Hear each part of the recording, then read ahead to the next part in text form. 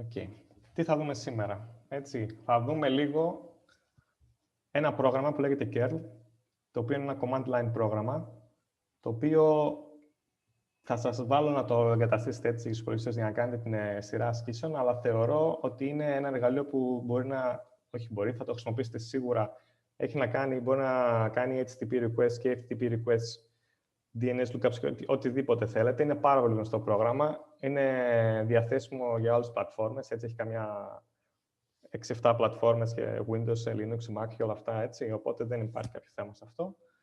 Και είναι ένα πολύ καλό εργαλείο. Τώρα, γιατί χρειαζόμαστε ένα εργαλείο για HTTP request, έτσι. Εκεί που στην πραγματικότητα, έτσι, στον πραγματικό κόσμο, στη ζωή μας κτλ., εκεί που κάνουμε HTTP request ο καθένας, έτσι, είτε ξέρει είτε το ξέρει, είναι να χρησιμοποιούμε ένα browser, έτσι. Όταν είμαστε σε ένα browser και θέλουμε να μπει μια σελίδα, αυτή είναι η σελίδα του curl. Και εδώ, αυτό που έλεγα πριν, να κλείσω το chat. Έτσι, υπάρχουν όλες τις πλατφόρμες εδώ πέρα, μπορείτε να κατεβάσετε banner κτλ. Έτσι, δεν έχει κάτι, είναι ξεκάθαρο. Έτσι. Εδώ βλέπουμε μια σελίδα τώρα. Έτσι. Για να δούμε αυτήν την σελίδα, λέει curl εσύ download.html. Για να έρθει τη σελίδα εδώ μπροστά μας, έγινε ένα HTTP request. Έτσι, αλλά αυτό το HTTP request που έγινε είναι κρυμμένο πίσω από τον browser. Έτσι, το έκανε ο browser στο background, πήρε την HTML, πήρε εικόνες και μας έκανε αυτό το πράγμα. Οπότε, όταν θέλουμε να κάνουμε δοκιμές ή να κάνουμε κάποια σκριπτάκια, να κάνουμε προγράμματα ή οτιδήποτε τέτοιο, που να είναι πιο ξεκάθαρο τι γίνεται, δεν θα χρησιμοποιήσουμε ένα browser έτσι, για να αυτοματοποιήσουμε κάτι, θα χρησιμοποιήσουμε ένα πρόγραμμα ή μια βιβλιοθήκη που κάνει αυτό το πράγμα πολύ πιο απλό. Έτσι. Και εδώ θα χρησιμοποιήσουμε το curl, αυτή την ωραία την εντολή εδώ πέρα. Βασικά, ας πάρουμε ένα link. Ας πάρουμε τώρα το link του Πανεπιστημίου, έτσι, universityofcrete.gr. Και γράφοντας curl, για τον πυρακόβι, και γράφοντας curl και το URL που έχουμε, έτσι, θα μας βγάλει τώρα εδώ κάτι πράγματα, έτσι, αυτή είναι HTML. Δεν μας απασχολεί τώρα αυτό το χάος εδώ πέρα. Αυτό που θέλουμε να δούμε τώρα είναι, έτσι, έχουμε κάνει ένα HTTP request και πήραμε μια απάντηση.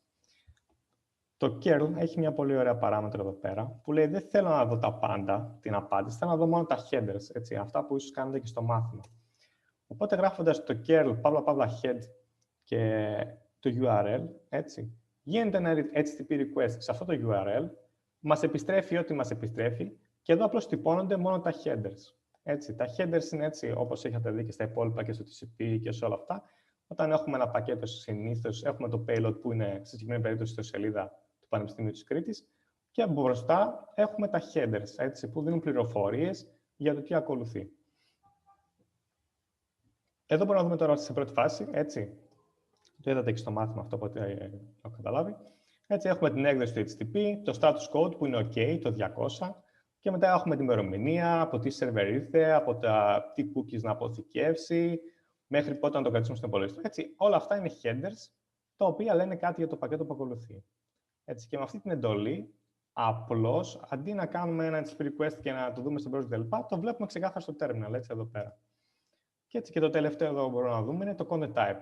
Έτσι, ένα header το οποίο λέει τι ακολουθεί. Ακολουθεί ένα HTML, στην κατηγορία text, είναι HTML, και είναι κωδικοποιημένο με UTF-8. Το UTF-8 είναι ένα char code, το οποίο εντάξει, είναι το πιο διαδεδομένο αυτή τη στιγμή, χρησιμοποιείται για όλα.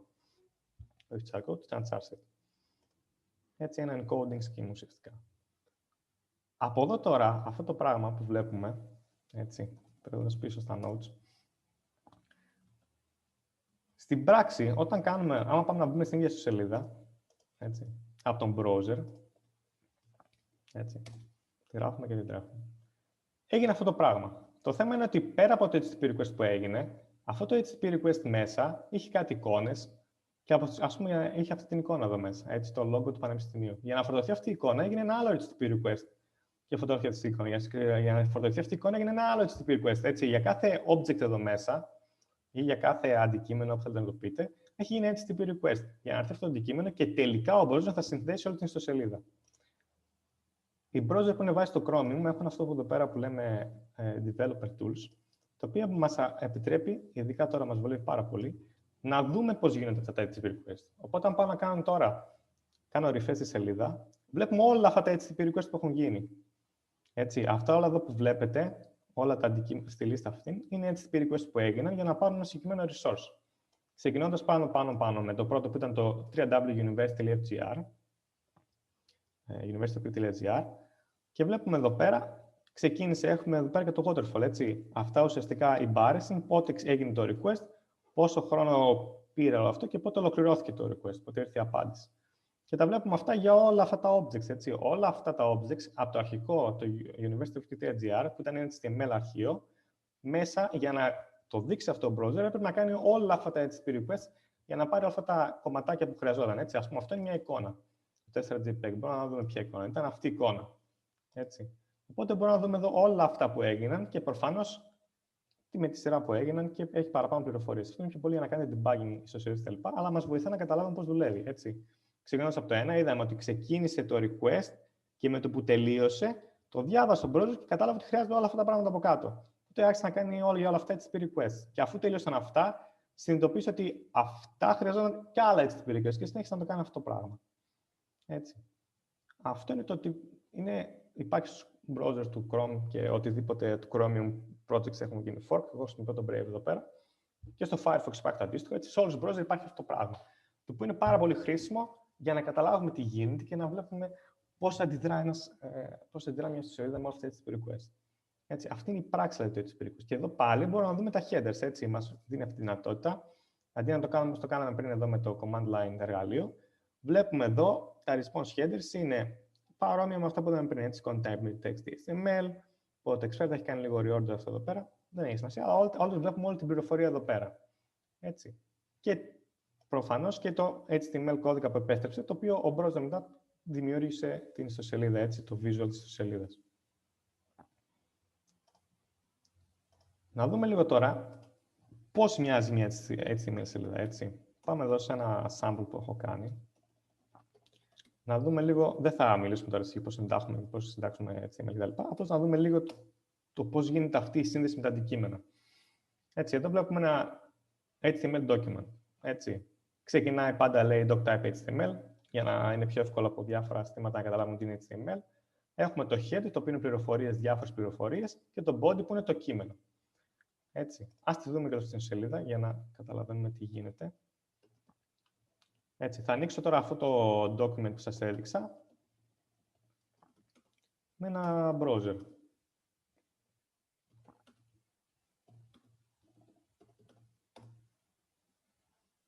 Okay. Αυτή είναι στο σελίδα. Πολύ προχωρημένη σελίδα. Έτσι, το οποίο είναι αυτό το αρχείο που το δείχνει ο browser. Και ας δούμε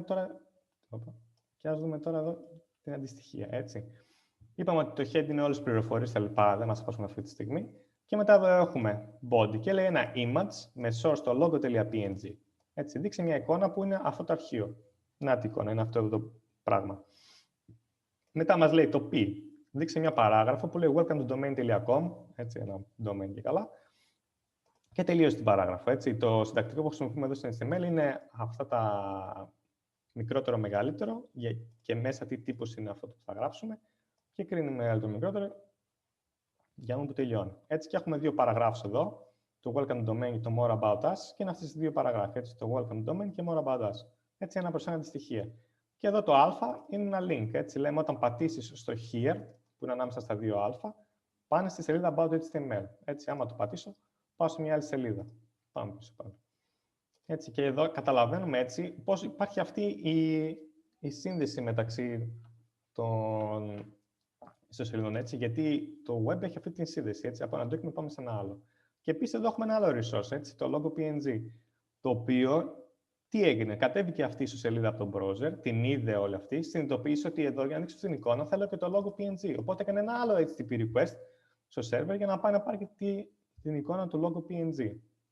Έτσι. Αυτή είναι η ροή που ακολουθεί ένας browser, το πώς κάνει parsing ένα HTML document για να δει ποια είναι τα αντικείμενα που έχουν independence σε αυτό το document και να κάνει μετά HTTP request σε αυτά. Και αναδρομικά, αν χρειάζεται και κάποια άλλη dependency, να συνεχίσει να κάνει independence. Να κάνει HTTP request. Λοιπόν, από εδώ τώρα αυτό είναι έτσι θέματα που δεν έχετε ξαναδεί, αλλά μια γενική ιδέα. Έτσι. Καταλαβαίνετε, δεν είναι κάτι δύσκολο. Έτσι λέει image και το source λέει ότι είναι το logo PNG. Έτσι. Εδώ έχουμε ένα σκριπτάκι σε JavaScript, το οποίο το source λέει είναι σε μια άλλη ιστοσελίδα, σε ένα άλλο domain. Έτσι, αυτό είναι από την Google φάση. Κατέβασε το σκριπτάκι και τρέξτε το. Δεν είναι ένα σκριπτάκι, λέμε κατέβασε το σκριπτάκι και τρέξτε το. Εντάξει, αυτά τώρα και τα δύο είναι κενά αυτή τη στιγμή, δεν κάνουν κάτι. Απλώς υπάρχει αυτό, έτσι. Έχουμε μέσα σε ένα document links σε άλλα documents. Απορίες μέχρι εδώ, γενικά. Ή αν σας έχω πάει σε κομμάτι που δεν καταλαβαίνετε τίποτα. Πείτε μου λίγο. Είναι κατανοητό τι λέω μέχρι στιγμής? Ναι, νομίζω πως είναι. Το νομίζω δεν ήταν και πολύ καλά, αλλά τέλος πάντων θα το δεχτώ. Αλλά για μένα είναι σίγουρο. Οκ, εντάξει. Και αυτό σε τέτοιο στυλ, έτσι τώρα η ιστοσελίδα του Facebook, ας πούμε, ή του Twitter κτλ. Είναι ένα τέτοιο document, αλλά καμιά 50.000 φορές πιο μεγάλο και γίνεται ένας χαμός, έτσι. Με σκριπτάκια, με links από εδώ από εκεί, έτσι. Κάθε user έχει το δικό του URL κτλ. Έτσι, το key point από όλα αυτά τα πράγματα είναι ότι οποιαδήποτε σελίδα στο διαδίκτυο, εντάξει, αυτή τη στιγμή είναι οποιαδήποτε σελίδα στο διαδίκτυο μπορεί να έχει ως identifier το URL που λέμε, έτσι. Το University of Fritain αυτή τη στιγμή αυτό. Αν πατήσω εδώ σε κάτι που πατιέται, σε αυτό το link, έτσι, αυτό είναι ένα μοναδικό URL. Αυτό το URL εδώ πέρα, έτσι, είναι αυτή η σελίδα. Υπάρχει για κάθε σελίδα, υπάρχει ένα identifier. Οπότε αυτό το identifier το δώσει στο browser, το δώσει το kernel στο πρόγραμμα, θα μας επιστρέψει το αποτέλεσμα. Έτσι. Τώρα, ένα παρόμοιο πρωτόκολλο με το HTTP, αλλά το οποίο είναι για πιο τεχνικά πράγματα, είναι το FTP. Έτσι, το FTP είναι ο File Transfer Protocol, το οποίο εκεί χρησιμοποιούμε όταν δεν είναι τόσο, πώς να το πω, δεν είναι για το χρήστη να το δει στον browser κλπ. Είναι πιο αυτοματοποιημένες διαδικασίες ή είναι σαν ένα repository με αρχεία. Έτσι. Για παράδειγμα, το Πανεπιστήμιο έχει ένα FTP server, έτσι, το οποίο αντί να έχουμε το HTTP μπροστά, έτσι έχουμε το FTP. Το πρώτο κομμάτι του URL διευκρινίζει το πρωτόκολλο που χρησιμοποιούμε. Οπότε θα πάρω αυτό το πρωτόκολλο, θα πάρω αυτό το URL και πάλι με το curl θα καλέσω να δω τι θα μου απαντήσει. Έτσι, το curl καταλαβαίνει και HTTP και FTP. Οπότε κάνοντας αυτό, μου επέστρεψε ένα αρχείο. Έτσι, το βλέπουμε αυτό, μοιάζει σαν ένα αποτέλεσμα από ένα LS, έτσι, μια λίστα από αρχεία. Και αυτό ουσιαστικά είναι μια λίστα από φακέλους. Έχω κάνει έκανα ένα request σε αυτό τον FTP server, το οποίο αυτό το path αντιστοιχεί σε ένα φάκελο. Ο οποίος φάκελος μέσα έχει αρχεία. Και μου έδειξε εδώ μια σειρά από τα αρχεία. Έτσι. Αν είχα κάνει curl σε ένα path το οποίο ήταν αρχείο, θα κατέβαζα το αρχείο. Έτσι, ουσιαστικά είναι σαν να κάνουμε LS και copy κτλ. Μέσα σε ένα κανονικό file system. Ουσιαστικά το FTP μοντελοποιεί με παρόμοια πρωτόκολλα με το HTTP. Πάλι έχουμε το unique URL που αντιστοιχείται σε ένα φάκελο σε ένα αρχείο και κάνοντας request σε αυτό το server που κάνει support το FTP, μπορούμε να δούμε τα αρχεία και τους φακέλους. Συγκεκριμένα αυτό είναι ο FTP server του Πανεπιστημίου της Κρήτης, ο οποίος περιέχει, για όσους ξέρουν Linux, έτσι περιέχει πακέτα για διάφορα λειτουργικά συστήματα distribution στο Linux. Έτσι, για παράδειγμα, εγώ που χρησιμοποιώ το Arch Linux, εδώ μέσα, από εδώ κατεβάζω τα πακέτα, έτσι, από εδώ κάνω update. Ή όποιοι χρησιμοποιούν Ubuntu, όταν κάνουν apt, πώς λέγεται, apt update νομίζω, στα Ubuntu, θα πάνε σε αυτό το φάκελο εδώ πέρα, θα πάει το πρόγραμμά τους, θα πάει μέσα σε αυτό το φάκελο που λέγεται Ubuntu, που είναι κάπου εδώ, ή οποιοδήποτε άλλο distribution, και θα δουν τα πακέτα, έτσι. Συνήθως για τέτοια πράγματα, όταν έχουμε μεγάλη λίστα με αρχεία κτλ., χρησιμοποιούμε FTP servers. Εντάξει, ας πάμε λίγο τώρα πάλι. Για το FTP, είναι απλό πράγμα, έτσι, δεν λέω κάτι παραπάνω. Και ουσιαστικά το FTP στην πράξη, όπως υλοποιείται σαν πρωτόκολλο, είναι ουσιαστικά, μπορούμε να το δούμε κιόλας, έτσι. Μπορούμε να κάνουμε εδώ ένα curl, να πούμε, δείξε μου και τι κάνει σε βήμα-βήμα, λέμε κάνει το verbose. Οπότε τι γίνεται εδώ, με το που πάμε αυτό είναι σαν διάλογος, έτσι, το curl, το FTP πρωτόκολλο. Με το που συνδεόμαστε σε αυτό το server, σε αυτό το domain, ας πούμε, και δίνει με αυτό το path, με το που πάμε εκεί, μας λέει το University of Crete, καλώς ήρθες κτλ. Άμα έχεις προβλήματα, στείλει email εδώ. Έτσι, με ένα μήνυμα που έχουμε γράψει από το Πανεπιστήμιο. Και μετά τι κάνουμε, στέλνουμε εμείς, λέμε, είμαστε ο user anonymous. Λέει το Πανεπιστήμιο, λέει δώσε password. Λέμε το password είναι FTP pack example. Αυτό εντάξει, ένα standard, δεν έχεις password, βάζεις τέτοια πράγματα, έτσι. Λέει σωστός ο κωδικός. Λέμε τώρα σε ποιο path είμαστε. Λέει είσαι στο path κάθετος. Λέμε θέλουμε να πάμε στο path mirrors, να μπούμε στο φάκελο mirrors. Οκ, μπήκαμε μέσα όμως. Λες, θέλω να μπω μέσα στο mirrors, μέσα στο Linux. Και καταλήγεις στο path που θέλεις. Και μετά λες εδώ, κάνει μια λίστα, δείξε μου όλα τα αρχεία που έχεις. και επιστρέφει τη λίστα με τα αρχεία. Έτσι, κανονικός διάλογος. Λέει ο καθένας τι θέλει. Έτσι, μιλάνε και απαντάνε.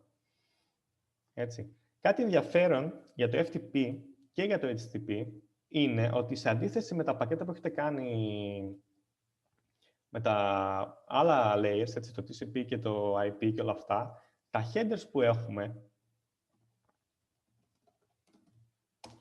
ας πούμε εδώ ξαναβλέποντας στο Πανεπιστήμιο του Κρήτης, αυτό εδώ πέρα που βλέπουμε, έτσι, που λέει date κτλ., αυτό το κείμενο είναι κομμάτι του πακέτου. Έτσι. Δεν έχουμε κάνει κάποια ανάλυση πάνω στο πακέτο και καταλήξαμε ότι αυτές είναι οι πληροφορίες που έχει μέσα.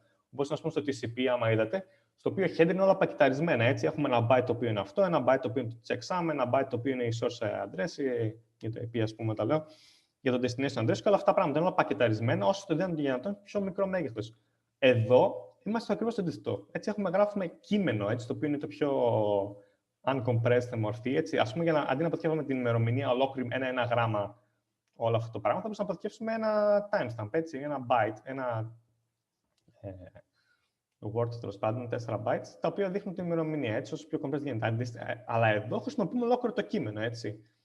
Και εδώ χρησιμοποιούμε κείμενο, όλα αυτά. Και κάποια από αυτά τα headers δεν έχουν καν. Μπορεί κάποιο οποιοδήποτε τώρα, εγώ έχω δικό μου server, μπορώ να βάλω ένα header ακόμα που το χρησιμοποιώ μόνο εγώ και δεν είναι καθιερωμένο στο πρωτόκολλο. Μπορώ να βάλω ό,τι θέλω εδώ πέρα. Έτσι. Αυτή είναι μια μεγάλη διαφορά από αυτά τα πρωτόκολλα, ότι αυτό είναι το κείμενο. Άμα δηλαδή ανοίξει το πακέτο από το Wireshark, ας πούμε, που λέει ο λόγος, και δείτε μέσα, θα δείτε αυτό το κείμενο σαν κείμενο. Έτσι. Ενώ στα TCP πακέτα και ειδικά και στα πιο κάτω layers, το header είναι όσο γίνεται compressed αριθμοί, έτσι, το ένα δίπλα στα άλλο και πιάνουν όσο είναι πιο λίγο χώρο γίνεται.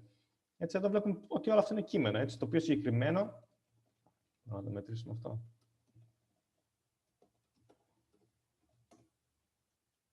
Είναι 436 bytes, έτσι. Το οποίο, άμα το συγκρίνουμε με τα μεγέθη των πακέτων, είναι τεράστιο, έτσι. Τα headers των πακέτων που είναι ουσιαστικά καμιά 20 bytes όλο και όλο.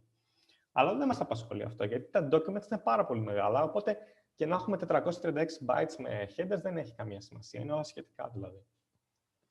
Έτσι. Μέχρι εδώ απορίες πάνω σε αυτό.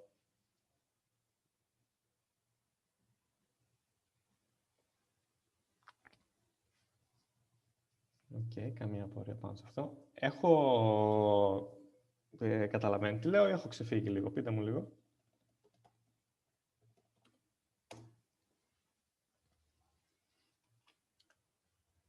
Okay. Να δούμε λίγο το DNS τώρα. Το DNS τι είναι? Θέλουμε τώρα, ξέρουμε όλα ότι δουλεύουμε με IPs, έτσι. Αλλά εμείς δεν είπαμε πριν την IP του Πανεπιστημίου, είπαμε το όνομα του domain του Πανεπιστημίου, το οποίο είναι University of Crete. Έτσι, uc.gr. Οπότε κάπως πρέπει να αντιστοιχίσουμε αυτό το University of Crete με μια διεύθυνση. Έτσι. Γι' αυτό χρησιμοποιούμε το DNS, το οποίο είναι ένα πρόγραμμα το οποίο κάνει DNS lookup έτσι, σε ένα terminal κτλ. Το οποίο υπάρχει και online tools, αν θέλετε να χρησιμοποιήσετε. Είναι το DIG. Το DIG τι κάνει? Παίρνει το domain, κάνει όλα αυτά που έχετε δει με ιεραρχικές αναζητήσεις κτλ. Στο DNS και καταλήγει με αυτή την απάντηση εδώ πέρα ότι το University of Crete.gr αντιστοιχεί στην IP 147.52.81. Έτσι. Το οποίο είναι ένας κλασικό. Έτσι. Το από πού το βρήκε τώρα αυτό έχει κάνει ολόκληρη διαδικασία. Έτσι. Μπορείτε να το δείξει συγκεκριμένα, μπορείτε να του πείτε κοίταξε μόνο σε αυτό το DNS κτλ. Αλλά στη συγκεκριμένη περίπτωση πήγε στην κλασική αρχική μορφή. Έτσι. Πήγε στον ένα, ρώτησε, το ξέρεις, είπε όχι, πάνε σε ένα άλλο να ρωτήσει κτλ. Πώς έχετε δείξει στη θεωρία. Κάτι το οποίο έχει ενδιαφέρον εδώ πέρα είναι ότι στα Linux και στα Windows έτσι, υπάρχει το αρχείο που λέγεται host, το οποίο είναι μέσα στο φάκελο h.host, το οποίο στα Windows, έτσι, αυτό είναι εδώ στα Linux, hosts, έτσι, τι έχω τώρα, ναι, τέλος πάντων. Εδώ στα Linux αυτό το path, στα Windows υπάρχει το αντίστοιχο path, το οποίο είναι μέσα στο φάκελο, στο C, ας πούμε, που είναι εγκατεστημένα τα Windows, στο φάκελο Windows, System32, drivers, hosts, κάπου εκεί, έτσι. Δηλαδή υπάρχει ακριβώς το ίδιο αρχείο σε όλα τα λειτουργικά και στα Mac, έτσι, προφανώς. Το οποίο τι κάνει? Αυτό το αρχείο εδώ πέρα μας λέει, είναι ουσιαστικά το τοπικό μας, αν θέλετε, DNS, έτσι, το οποίο λέμε εδώ πέρα, πριν πας να ρωτήσεις όλα τα DNS τα λοιπά, τα κανονικά, έλα και κοίταξε εδώ. Οπότε εδώ, άμα θέλω εγώ, ας πούμε εδώ συγκεκριμένα, για κάποιο λόγο δεν θυμάμαι γιατί, είπα ότι άμα εγώ πάω και γράψω στο browser μου παπάκια, μην πας να κοιτάξεις το παπάκια.com ή οτιδήποτε τέτοιο σε name servers, απάντησε κατευθείαν με αυτήν την IP. Οπότε έχω κάνει override μια IP με το δικό μου όνομα. Έτσι, για παράδειγμα, αν πάμε να κάνουμε τώρα εδώ, πάμε να κάνουμε ping στο Πανεπιστήμιο της Κρήτης, που έχετε κάνει στις προηγούμενες εργασίες, μπορείτε να δείτε ότι έκανε resolve, ας πούμε, το name σε αυτή την IP, έτσι, την 147.52.81 που είδαμε και πριν. Εδώ, άμα πάω όμως εγώ τώρα στο host και του πω, ξέρεις τι, το universityofcrete.gr δεν θέλω να πηγαίνει εκεί, θέλω να πηγαίνει σε μια άλλη IP. Ας πούμε σε αυτή την IP, που δεν ξέρω τι είναι. Αλλά δεν πειράζει, έτσι. Τη 4246, θέλω να πηγαίνει σε αυτήν την IP. Αποθηκεύω το αρχείο αυτό και στα Windows ακριβώς το ίδιο, έτσι. Και μετά πάω να ξανακάνω αυτό το ping στο University of Crete. Βλέπω ότι πλέον δεν πηγαίνει σε αυτό που είναι το κανονικό ή κανονική IP, πάει σε αυτή που έχω γράψει εγώ. Έτσι, δηλαδή έκανα override, είναι σαν να επέμβηκα στην ιεραρχία του DNS και έβαλα ότι εγώ θέλω η IP αυτή του University of Crete να πηγαίνει εδώ και όχι, μη ρωτήσει παραπέρα. Το ξέρω εγώ τελείως. Έτσι, το οποίο αυτό είναι μιας μορφής ένας τοπικός, ας πούμε, DNS record, ας πούμε, που μπορεί να κάνετε σε οποιοδήποτε σύστημα. Το οποίο γίνεται και εδώ, γίνεται και στο router, γίνεται και στο πάροχό σας, δηλαδή οποιοδήποτε μπορεί ανά πάση στιγμή να επέμβει και να βάλει μια άλλη εγγραφή. Έτσι, απλώς δεν μας απασχολεί αυτό, γιατί υποτίθεται ότι εμπιστευόμαστε και το router μας, γιατί έχουμε access σε αυτό, και τον πάροχο που μας δίνει το ίντερνετ, ότι δεν θα κάνει κάποιο override, έτσι, άθελα κτλ. Επίσης, υπάρχουν και μηχανισμοί που προστατεύουν από αυτά, με υπογραφές κτλ. Αλλά αυτό είναι ένας πολύ απλός τρόπος, έτσι. Ή επίσης, άμα θέλουμε να μπλοκάρουμε μια σελίδα ή κάτι τέτοιο, ο πολύ απλός τρόπος, έτσι, είναι αυτό το πράγμα. Που κάνουν, ας πούμε, και κάποια κράτη για να μπλοκάρουν κάποιες σελίδες, έτσι. Στο domain της χώρας, ας πούμε, στο DNS της χώρας, που αναγκάζουν τους ISPN να προσφέρουν στους πελάτες, έχουν βάλει εκεί κάποια records, τα οποία αντί να κάνουν κανονικά να δείξουν IP που πρέπει να δείξουν, δείχνουν σε μια σελίδα του κράτους που λέει δεν μπορεί να μπει σε αυτήν τη σελίδα. Ερωτήσεις πάνω σε αυτό? Δηλαδή τώρα, άμα πας από τον browser να μπει στο UOC, θα σε βγάλει σε αυτή τη διεύθυνση που έχεις βάλει την καινούργια. Θα με βγάλει σε αυτή τη διεύθυνση που έχω βάλει. Απλώς δεν θέλω να το κάνω τώρα, γιατί δεν ξέρω τι είναι αυτή η διεύθυνση που έχω βάλει. Αλλά θα το διακινδυνεύσουμε. Ωραία, τώρα το έχει κάνει cache ο browser, έτσι. Τώρα το caching είναι άλλο ολόκληρο θέμα. Αλλά αν πάω να κάνω curl, ας πούμε, εδώ. Πάω να κάνω curl. Ναι, αυτό που βλέπετε δεν είναι η συλλογή του Πανεπιστημίου, έτσι. Είναι πολύ μικρό και είναι κάτι άλλο. Εδώ τι έγινε τώρα, έτσι. Κάνοντας το curl, το curl τι λέει. Πήγε να δει ποιο είναι το University of Crete και κατέληξε σε αυτή την IP. Το οποίο, άμα γράψουμε και το V, ας πούμε, εδώ πέρα, δηλαδή το curl πες μας τι έκανες verbose, το μέγεθος, έτσι. Το curl σου λέει ότι συνδέθηκα στη 4246, έτσι, η οποία είναι αυτή που βάλαμε εμείς, δεν συνδέθηκε στην κανονική. Και μπορούμε να δούμε ότι από κάτω εδώ, αυτό δεν είναι το κείμενο του Πανεπιστημίου, έτσι, είναι κάτι αγγλικά τώρα, κάτι άλλο σχετικό. Οπότε έχουμε κάνει αυτό που είπες ακριβώς. Τώρα στο browser γιατί δεν δούλεψε, γιατί ο browser, για να μην κάνει συνέχεια DNS request και κάνει overload έτσι, να είναι πιο γρήγορα. Έτσι. Όταν κάνουμε ένα DNS request για ένα domain, το αποθηκεύει και αυτό σε ένα αρχείο. Έτσι, αυτό το κάνει το Chrome κτλ. Για να είναι πιο γρήγορο. Οπότε τώρα αυτό λογικά, άμα κλείσει καταρχήν όχι άμα κλείσει το browser, άμα κάνω εγκατάσταση στο browser μου και το ξανανοίξω, το ξανακάνω εγκατάσταση, δηλαδή χαθεί όλο αυτό το cache που έχει κάνει, θα μου δείξει στην ιστοσελίδα που δείχνει και το curl αυτή τη στιγμή, το οποίο είναι κάτι άλλο. Οκ.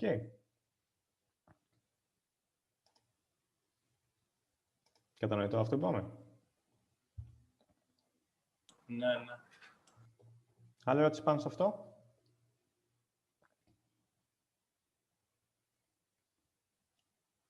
Το link που είπα πριν για τα Windows νομίζω είναι σε Windows ή οπουδήποτε είναι τα Windows, έτσι. System 32, drivers, έτσι, hosts.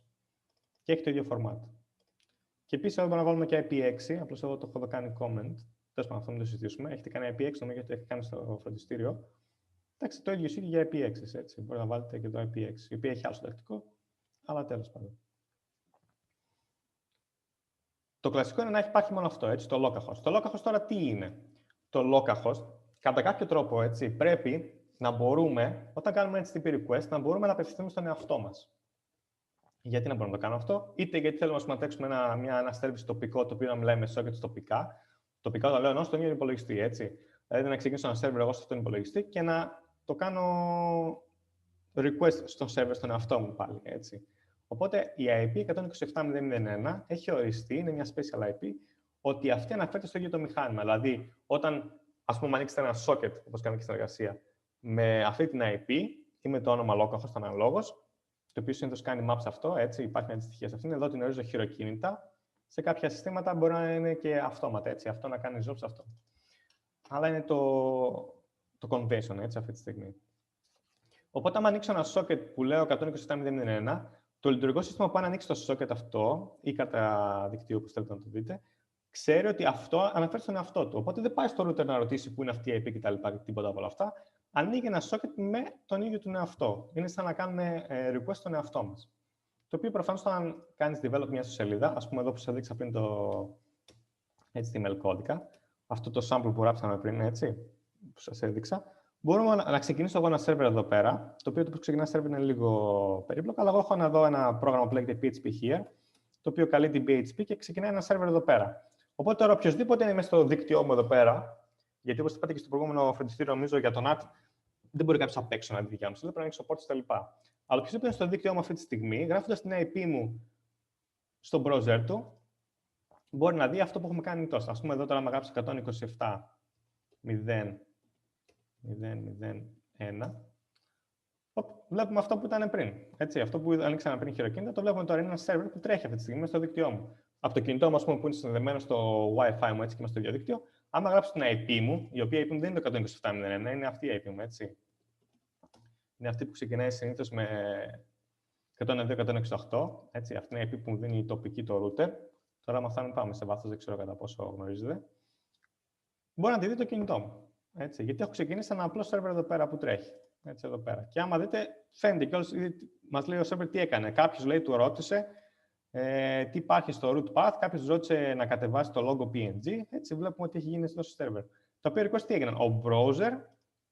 Ο browser έκανε request, άνοιξε ένα socket με το ίδιο το σύστημα. Γιατί κατάλαβε ότι μιλάμε στον εαυτό μας, γιατί είναι 127.0.1.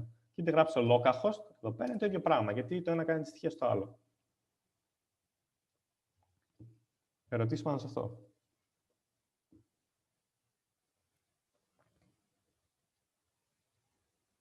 Οπότε ουσιαστικά αυτό όταν λέμε κάνετε testing localhost για το project, αυτό θα πει, έτσι. Ξεκινάμε ένα server εδώ πέρα, ας πούμε, το οποίο κάνει bind, έτσι, στην IP του υπολογιστή μας, έτσι. Και όταν πάμε να συνδεθούμε, ανοίγουμε στο ίδιο υπολογιστή πάλι, αλλά βάζουμε πάλι την ίδια IP του localhost, έτσι. Και κάνουμε αυτό λέγεται loopback, έτσι. Όταν από τον εαυτό μας κάνουμε τον εαυτό μας. Και εδώ πέρα τώρα έχω ουσιαστικά έναν client, που είναι ο browser αυτή τη στιγμή, ένα server που είναι αυτή εδώ πέρα, αυτό το πρόγραμμα που έχω τρέξει εγώ εδώ πέρα. Και αυτοί οι δύο μιλάνε μεταξύ τους μέσω ενός socket που κάνει κύκλο μέσα στον υπολογιστή. Απορίες πάνω σε αυτό ή παρορίες πάνω σε αυτό με βάση το project, έτσι.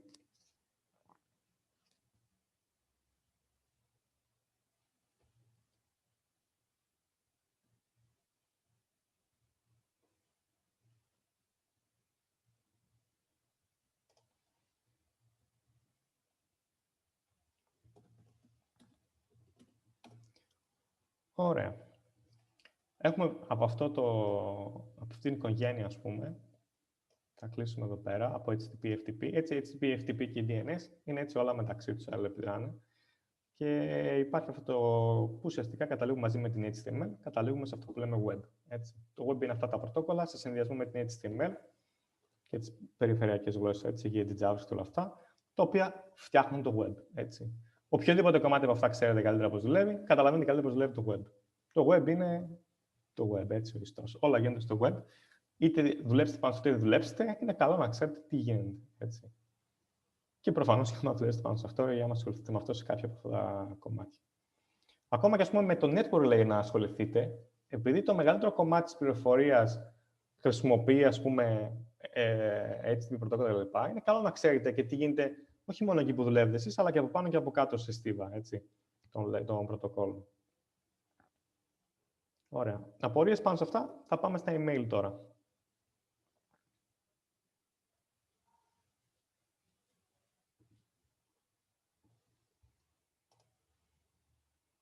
Θα δούμε το chat λίγο.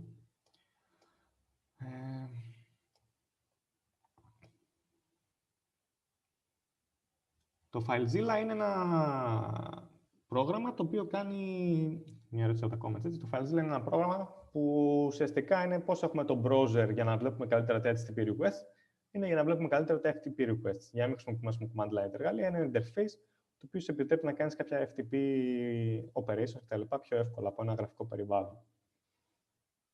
Έτσι. Τα SAP δεν επιτρέπει η κυβέρνηση γιατί μπορεί να γίνει bypass την αλλαγή του DNS server της συσκευή μας.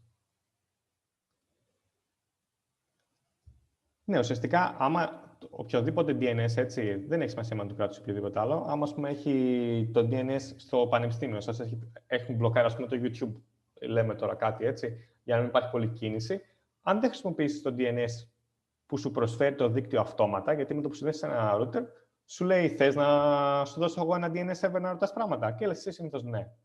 Γιατί είναι το default, ας πούμε, να πεις ναι. Άμα το πεις αυτό, μπορεί να σε κατευθύνει όπου θέλεις. Αλλά ανά πάσα στιγμή μπορείς εσύ να αλλάξεις το DNS που κάνεις ερωτήματα, έτσι. Να απορρίψεις αυτό που σου προσφέρει η υπηρεσία που είναι BTS συνδεμένη και να χρησιμοποιήσεις κάποιο άλλο DNS. Είτε χειροκίνητα, είτε μέσω ρυθμίσεων, έτσι. Οπότε, αυτό που λέμε, ας πούμε, να μπλοκάρει κάποιος, τώρα με το κράτη μιλάμε τη λέξη κράτη, είναι πολύ τέτοιο, αλλά αυτό που πούμε, καταφέρνει είναι όχι να σε αναγκάζει να μπλοκάρει, να σε προστατεύει, έτσι, λέγοντας ότι αυτές τις σελίδες ξέρεις καλύτερα είναι να μην μπεις. Οπότε, άμα εσύ όμως είσαι σίγουρος ότι θες να μπεις στις σελίδες, εντάξει, χρησιμοποιείς άλλο DNS και δες τις. Αλλά για ας πούμε, οι κυβερνήσεις που έκαναν αυτό είναι για να προστατεύουν τους απλούς πολίτες, έτσι, ειδικά από σελίδες που παρέχουν κόκκοβουλο στους στόχους κτλ. Το οποίο, εντάξει, η μία κυβέρνηση δεν θα μιλήσουμε γι' αυτό. Okay. Δεν νομίζω μια απλή διαγραφή, στη βοήθεια χρειάζεται. Όχι. Το όλο θέμα είναι από πού παίρνεις τα DNS records. Έτσι. Μπορεί να ξέρεις εσύ την IP του, οπότε να μην χρησιμοποιείς καν DNS. Να σου πει κάποιος, ας πούμε, αυτή είναι IP, αυτή είναι η σελίδα, να την βάλεις κατευθείαν σελίδα στο h.host και να μην χρησιμοποιείς καν το DNS. Έτσι. Ή μπορεί, ας πούμε, να βάλεις στο host σου την IP ενός φίλου σου, ενός project ή της δουλειάς σου, οτιδήποτε τέτοιο, και να σου δώσει ένα. Για να μην γράφεις συνέχεια την IP στα προγράμματα ή στο browser, να βάζεις κατευθείαν αυτό που θέλεις εσύ και κάνει αντιστοιχεία σε. Ναι. Δεν θα μιλήσουμε τώρα για την κυβέρνηση. Συνεχίζω. Πάμε στα email τώρα. Έχω πάρει 2 email. Βασικά, δεν θα ανοίξω τώρα το Thunderbird, γιατί εντάξει, μην δείτε τα email μου τώρα, δεν είναι επικίνδυνες καταστάσεις αυτές. Έχω κατεβάσει 2 email από το server της σχολής. Το email 1 και email 2, το οποίο ήταν email που στάθηκαν πάνω στην λίστα του μαθήματος, έτσι, οπότε εντάξει, μπορείτε να το δείτε όλοι, δεν δείχνω κάτι έτσι, προσωπικό δαιμόνιο, κάτι τέτοιο. Είναι και οι 2 email που ήταν πάνω στη λίστα, που λογικά είναι όλοι γραμμένοι μέσα. Έτσι. Το email τώρα, όπως έχουμε τον browser που παίρνει το HTML κώδικα και δείχνει ουσιαστικά εικόνες και τα λοιπά, όλα αυτά τα ωραία πράγματα, και το email είναι κάτι παρόμοιο, έτσι. Αλλά αντί να έχουμε από πίσω HTML, θα έχουμε αυτό εδώ πέρα το house. Αυτό εδώ πέρα το house μπορούμε λίγο να το διαχειριστούμε για να καταλάβουμε τι γίνεται. Έτσι, πάμε σε αυτό το email το ένα, το οποίο τι είναι αυτό το πράγμα. Αυτό το πράγμα είναι ένα αρχείο το οποίο μας έστειλε, ας πούμε, ο webmail της σχολής, η οποία λέει ένα email που ήρθε για σένα. Είναι αυτό, πάρ' το και δες το. Έτσι. Εδώ τώρα, άμα κοιτάξουμε αυτό το section που είναι τώρα στην οθόνη, μοιάζει πάρα πολύ με το HTTP request. Έτσι, βλέπουμε πάλι εδώ, λέει μια ημερομηνία. Λέει το subject ήταν, έτσι, έχουμε το όνομα του header, ανακατοτελεία και την τιμή. Έτσι, ημερομηνία. Το subject ήταν αυτό. Έτσι, εδώ κάτι αλαμπουρνέζικα message ID μας λέει, δεν μας απασχολεί αυτό. Android message, άμα από Android είναι αυτό. From λέει το email από πού ήρθε. Από το 4077. Βασικά, είναι 4077 εδώ.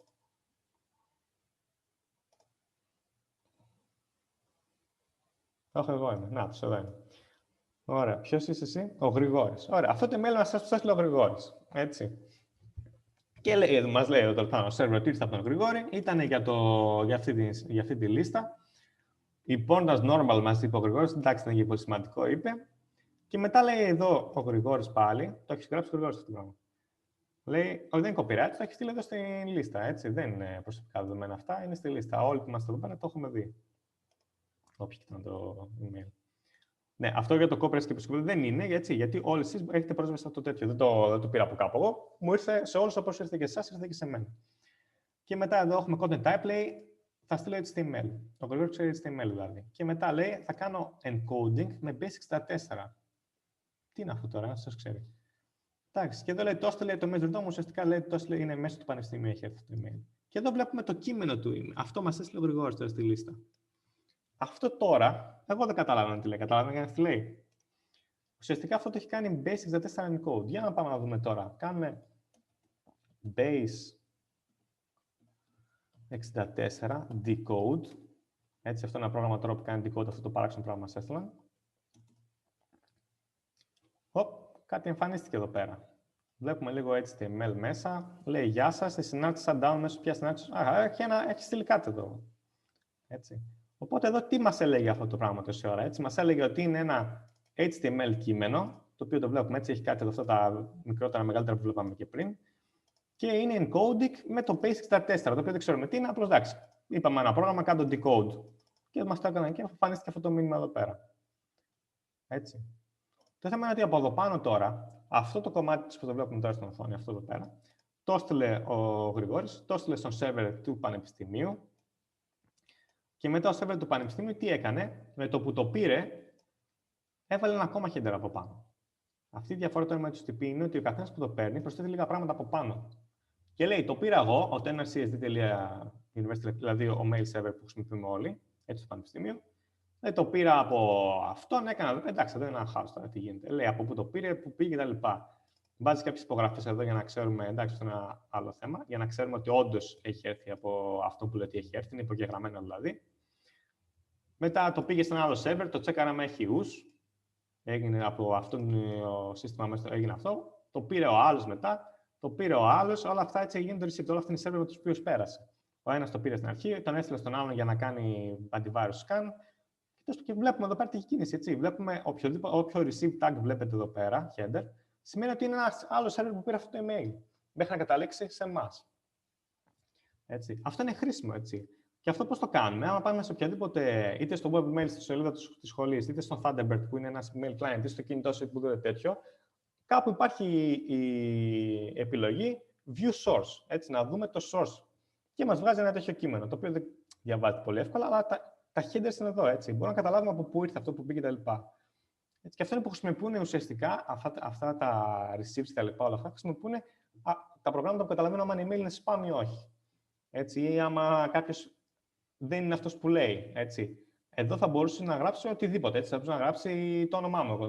Να μην είναι το πραγματικό του email. Αλλά πώς καταλαβαίνουμε ότι όντως το πραγματικό του email έχει υπογραφεί. Υπάρχουν κρυπτογραφικές υπογραφές και υπογραφές, οι οποίες μας βεβαιώνουν ότι αυτό όντως είναι αυτό που λέει. Το οποίο είναι στην κρυπτογραφία, δεν μας απασχολεί. Απλώς αυτό το DKIM είναι ουσιαστικά ένας τρόπος για να το κάνουμε αυτό χρησιμοποιώντας τα κλειδιά κρυπτογράφησης public key, private key που έχουν οι email server. Έτσι. Αλλά η σημαντική πληροφορία είναι ότι μπορούμε να δούμε από πού και πού έχει πάει. Έτσι. Απορίες πάνω σε αυτό μέχρι στιγμής?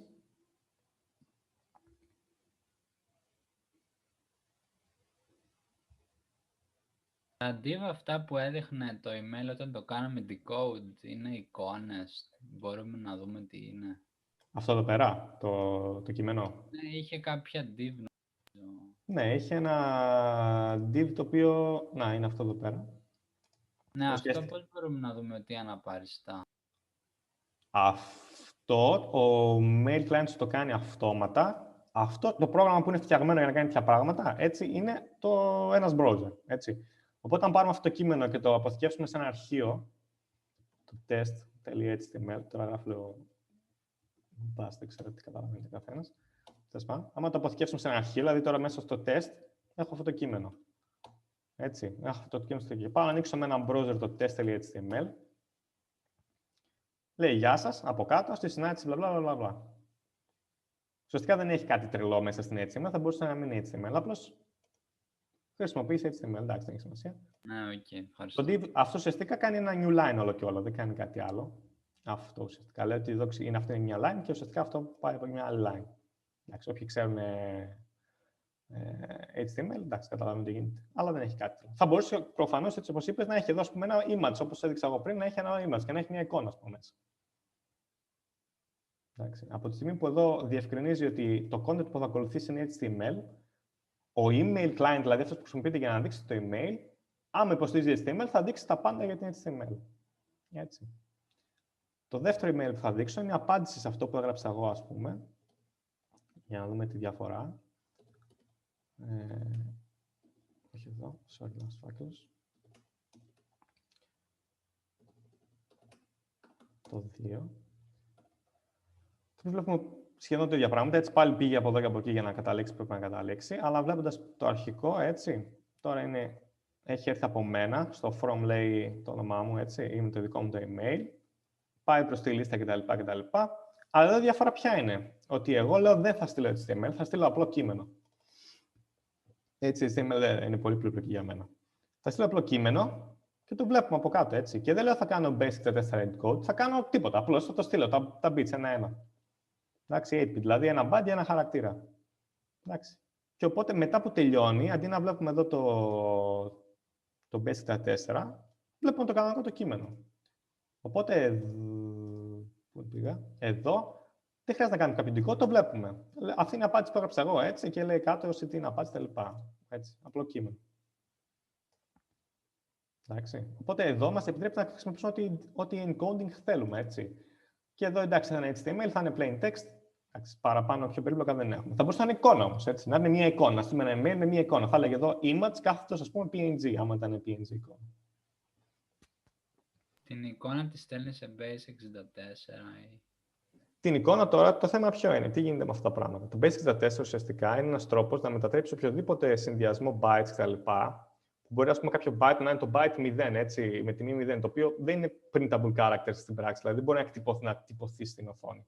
Αλλά πάλι είναι ένα byte. Οπότε το base 64 τι κάνει, παίρνει όλα τα bytes και τα κάνει ένα γράμμα αριθμό ή κάτι τέτοιο. Χρησιμοποιεί μια τεχνική, μπορείτε στη Wikipedia να το δείτε, έτσι. Ουσιαστικά για να αποφύγει όλοι οι χαρακτήρες θέλει να είναι ή γράμματα ή αριθμοί ή 2-3 σύμβολα ακόμα, έτσι. Το οποίο στην αρχή της ιστορίας του διαδικτύου ήταν χρήσιμο, γιατί εγώ άμα έστελνα, ας πούμε, κάτι περίπλοκο, υπάρχουν θέματα με το endianness και αυτά τα πράγματα, το οποίο πώς αποθηκεύανε τα bytes οι υπολογιστές, έτσι. Τώρα πάνω κάτω το αποθηκεύουμε με τον ίδιο τρόπο. Αλλά στην αρχή κάποιος υπολογιστής μπορεί να μην είχε 8 bits, να είχε 6 bits μόνο. Έτσι, στο register. Οπότε το αποθηκεύονταν στα 6 bits. Οπότε υπήρχαν θέματα εκεί πέρα. Έτσι, οπότε ο πιο εύκολος τρόπος ήταν απλώς να στέλνουμε χαρακτήρες που διαβάζονται, που ξέρουμε ότι όλοι πάνω κάτω χρησιμοποιούμε το ASCII encoding, οπότε θα δουλέψει. Αλλά τελευταία χρόνια. Αλλά προς το τέλος τώρα δεν χρειάζεται να κάνουμε τέτοια πράγματα, μπορούμε να στείλουμε και bytes κατευθείαν.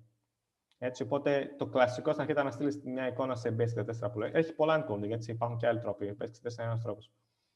Αλλά πλέον μπορείς να στείλεις κανονικά, άμα πεις εδώ, ας πούμε, όπως έστειλα εγώ και λέω encoding 8-bit, μπορεί να στείλεις εδώ το binary δεδομένα, το οποίο άμα το ανοίξεις δεν θα το διαβάσεις, έτσι, θα είναι ξέρεις, χαρακτήρες που δεν είναι printable και που είναι printable. Δηλαδή, για παράδειγμα, αν πάμε να ανοίξουμε τώρα μια εικόνα και πάμε να την τυπώσουμε σαν ένα κείμενο, έτσι, που έχω αυτήν εδώ την εικόνα στο logo, βγαίνει αυτό το πράγμα, έτσι. Δηλαδή, οι χαρακτήρες που τυπώνονται, εντάξει, τυπώνονται. Έτυχε εδώ να υπάρχει ένα G, ας πούμε, που λέει ο λόγος, αλλά οι υπόλοιποι χαρακτήρες γίνονται ένα χάσο, έτσι, αναλόγως τι κάνει. Ναι, οκ. Εντάξει.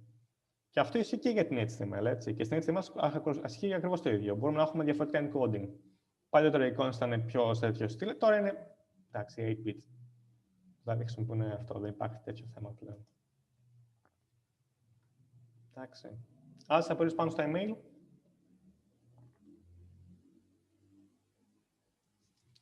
Και ουσιαστικά, άμα έχετε δει, ας πούμε, σε πολλές περιπτώσεις όπου κάποιο email φαίνεται με μια γραμματοσυρά, κάποιο email φαίνεται με κάποια άλλη γραμματοσυρά κτλ. Είναι όλα αυτά. Αυτό γιατί είναι αυτό. Είναι όλα αυτά γιατί ουσιαστικά μπορεί. Εγώ, ας πούμε, έγραψα το σε text plain. Αφού το γράφω text plain και δεν έχω κάποιο τέτοιο, ο client που χρησιμοποιείται για να δείτε τα email κάνει ένα δικό του format με βάση αυτό. Άμα είναι HTML, κάνει ένα format άλλο με βάση τα HTML που έχει μέσα κτλ. Αυτά μέχρι εδώ με το email. Εντάξει. Απορίες πάνω σε αυτό?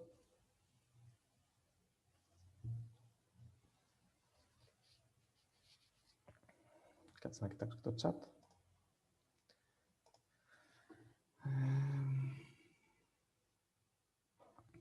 Ναι, HTML. Εγώ έχω μια απορία για τον Γρηγόρη. Γιατί, Γρηγόρη, έκανες basic 64 encoding και δεν έστειλες απλώς το κείμενο έτσι? Μου φαίνεται παράξενο, ας πούμε.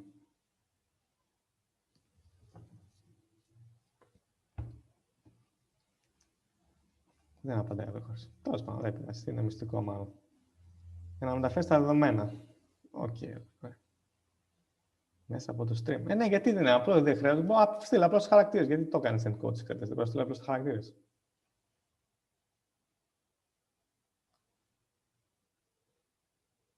Τέλος πάντων. Οκ. Λοιπόν. Πάμε. Τι άλλο λέει το πρόγραμμα. Λοιπόν, το πρόγραμμα έχει τελειώσει εδώ πέρα. Εντάξει. Θα δούμε λίγο τώρα τη σειρά ασκήσεων. Και μετά θα συνεχίσουμε λίγο για αυτό που σας χρωστάω. Έτσι, πάμε λίγο με τη σειρά ασκήσεων. Πού είναι η σειρά ασκήσεων.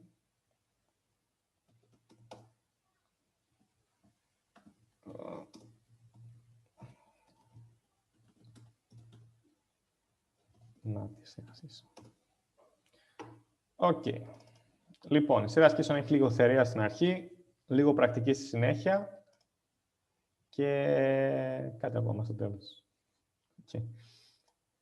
Λοιπόν, σε assignment 4 πρέπει να ξέρετε αυτά τα πρωτόκολλα, έτσι. Τι είναι το HTTP, τι είναι το DNS, FTP, SMTP, έτσι τα βασικά που λέει το βιβλίο. Μπορεί να ψάξετε λίγα πράγματα ακόμα, αν θέλετε. Και γενικά για το peer-to-peer, έχει μια άσκηση στο τέλος, θα το δούμε. Έτσι, requirements χρειάζεται να έχετε το care, το οποίο το κάνει η κατάσταση έτσι πολύ απλό. Και εγώ πιστεύω ότι το χρειαστείτε, οπότε δεν νιώθω άσχημα που σας κάνω να το εγκαταστήσετε, έτσι. Και πάει και για το Windows. Και το Dig, το οποίο άμα χρησιμοποιείτε Linux είναι εγκαταστημένο ήδη λογικά.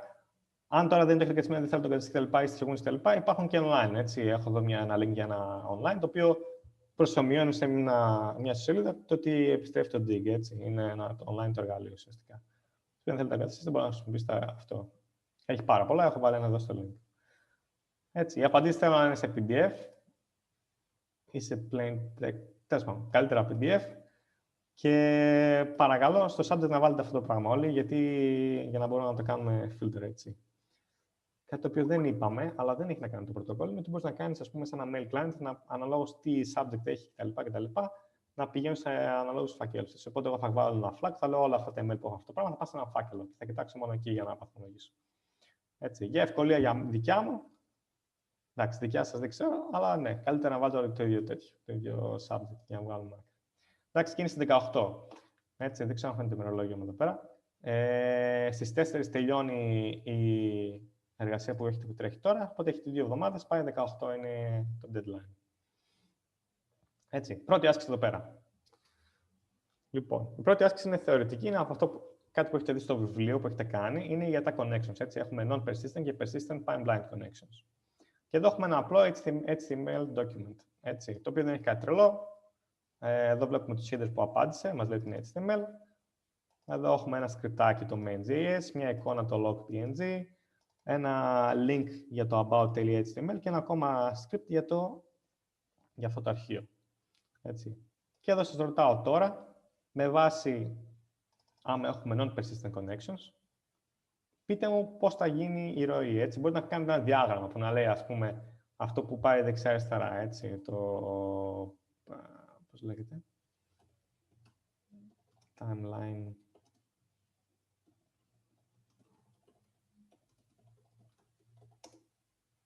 Πώς λέγεται το χώρο αυτό, sequence diagram. Έτσι, το οποίο είναι αυτό εδώ πέρα.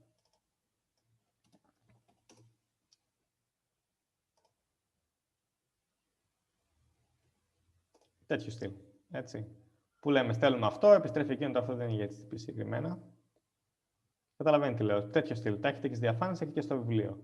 Έτσι. Οπότε θέλω ή ένα τέτοιο διάγραμμα, έτσι, για το πώς θα κατεβεί τελικά όλα αυτά εδώ πέρα και τι θα γίνει, ή γράψτε το με κείμενο, έτσι, αν θέλετε να κάνετε διάγραμμα κτλ.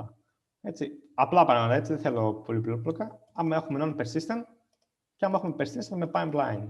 Στις δύο περιπτώσεις. Εντάξει. Κατανοητό αυτό. Πείτε να ναι. Ναι. Έτσι, αυτό το διάγραμμα που λέω, νομίζω έχει και στις διαφάνειες. Δεν καταλαβαίνετε τι λέω. Δεύτερη θεωρητική άσκηση. Έχουμε τα DNS queries χωρίς σε δύο τρόπους. Έτσι, στα recursive και στα iterative. Και αυτό νομίζω το έχετε κάνει καλά με διαφάνειες κτλ. Αυτοί τελικά καταλήγουν και τα δύο να έχουν το ίδιο αποτέλεσμα. Αλλά μας δεν μας απασχολεί αυτό. Μας απασχολεί τι θα γίνει μετά από ένα μόνο DNS query. Έτσι, άμα ψάχνουμε κάτι, έτσι, ψάχνουμε το domain.com σε τι αντιστοιχεί. και κάνουμε ένα μόνο DNS query, πόση πληροφορία μπορούμε να καταλήξουμε μετά? Έτσι, άμα ξεκινήσουμε, δεν ξέρουμε τίποτα. Τίποτα στην κάθετα κτλ. Με μία DNS query, άμα είναι recursive και άμα είναι iterative. Πόσα πράγματα μπορούμε να μάθουμε από εδώ, πόσα πράγματα μπορούμε να μάθουμε από εδώ. Έτσι. Μπορεί ένα server να μας πει δεν ξέρω τίποτα. Έτσι. Μπορεί να μας πει ξέρω αυτό. Όλες τις περιπτώσεις δεν είναι πολλές. Αυτό, άμα γίνει αυτό, θα καταλήξουμε αυτό. Άμα γίνει αυτό, θα καταλήξουμε εκείνο κτλ. Έτσι. Το ένα είναι πιο απλό από το άλλο. Απλώς το κλειδί εδώ πέρα είναι ότι κάνω μόνο ένα DNS query. Κάνω DNS query, μου επιστρέφει η απάντηση που μπορεί να είναι 2-3 εκδοχές υπάρχουν. Έτσι, στην κάθε περίπτωση δεν υπάρχουν παραπάνω. Και θέλω να μου πείτε πού μπορώ να καταλήξω. Έτσι. Απορίες πάνω σε αυτό.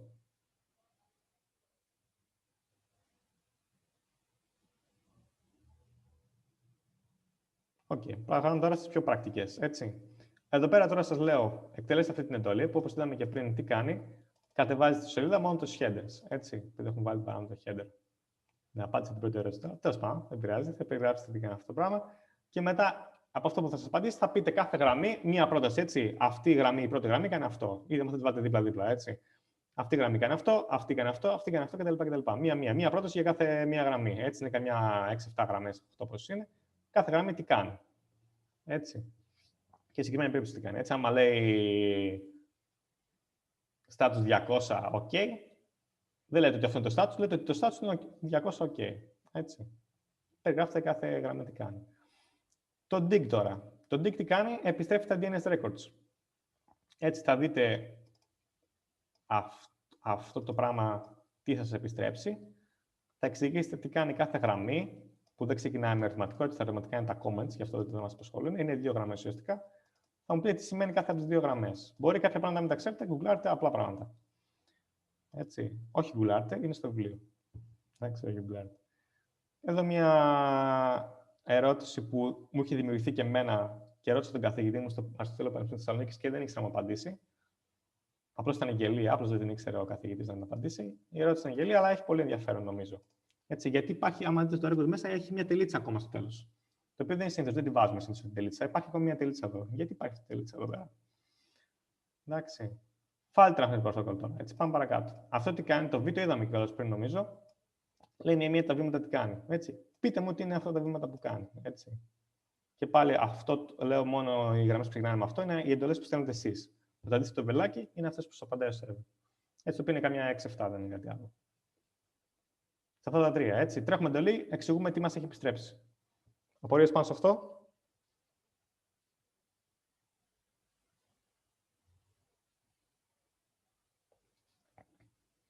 Να ξέρετε ότι αυτά τα πράγματα έτσι, όχι τα χρησιμοποιώ εγώ, θα τα χρησιμοποιήσετε κάποια στιγμή, έτσι, όταν πάτε να κάνετε κάτι και ξαναλέω, έτσι, όχι μόνο να δουλεύετε με διαδικτύο, οτιδήποτε, έτσι. Έχετε ένα κλικ παραπάνω. Άμα κάποιος δεν μπορεί να κάνει κάτι στο διαδίκτυο, μπορείτε να δείτε ένα κλικ παραπάνω. Να κοιτάξετε λίγο τον κώδικα, να δείτε τι γίνεται, να τσεκάρετε τι παίζει, έτσι. Ειδικά, ας πούμε, μέσα σε καμία σελίδα του ελληνικού κράτους, που συνήθως δεν δουλεύουν ακριβώς τα πράγματα όλα, μπορείτε να βρείτε και το bug που λέει ο λόγος και να το κάνετε να τρέξει. Το οποίο το έχω κάνει εγώ, ας πούμε, για να κάνω μια αίτηση. Τι πατούσα submit, δεν γινόταν τίποτα και τελικά είχα κάνει ένα λάθος στον κώδικα, τον άλλαξα εγώ τοπικά στον υπολογιστή και έτρεξε και έκανα το submit στη φόρμα. Έτσι. Έχει ενδιαφέρον, έτσι.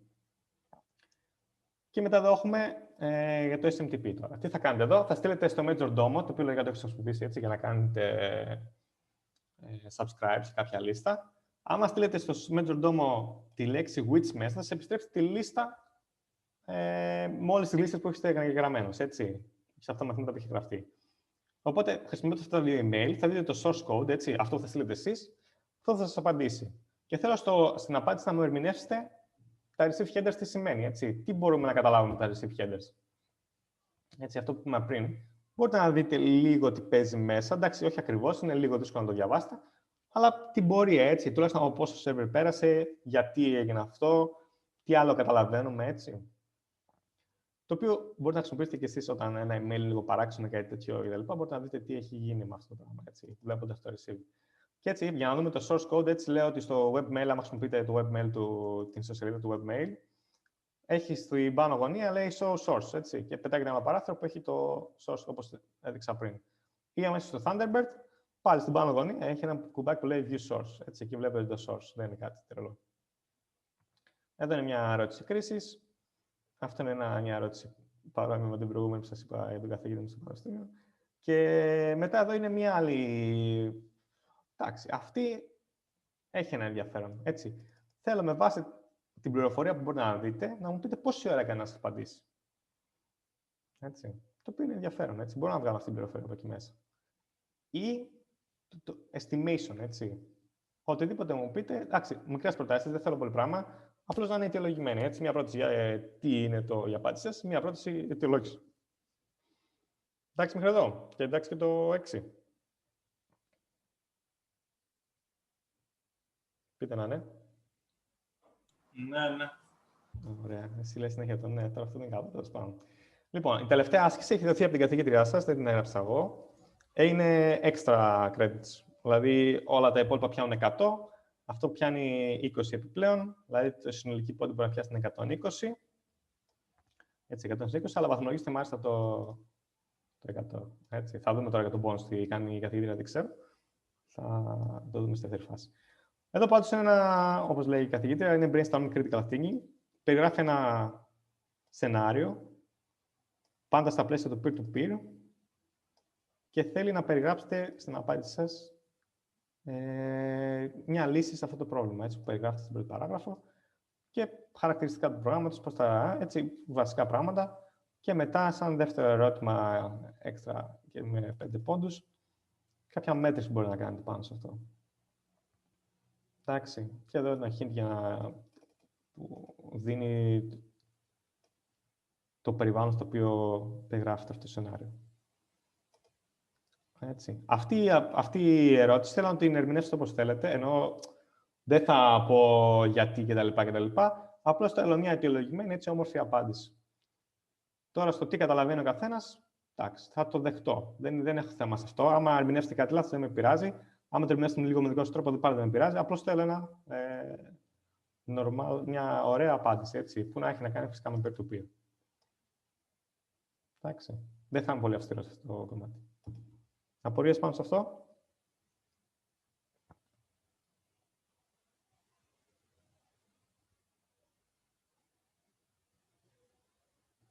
Ωραία, εδώ τελειώνει η σειρά ασκήσεων.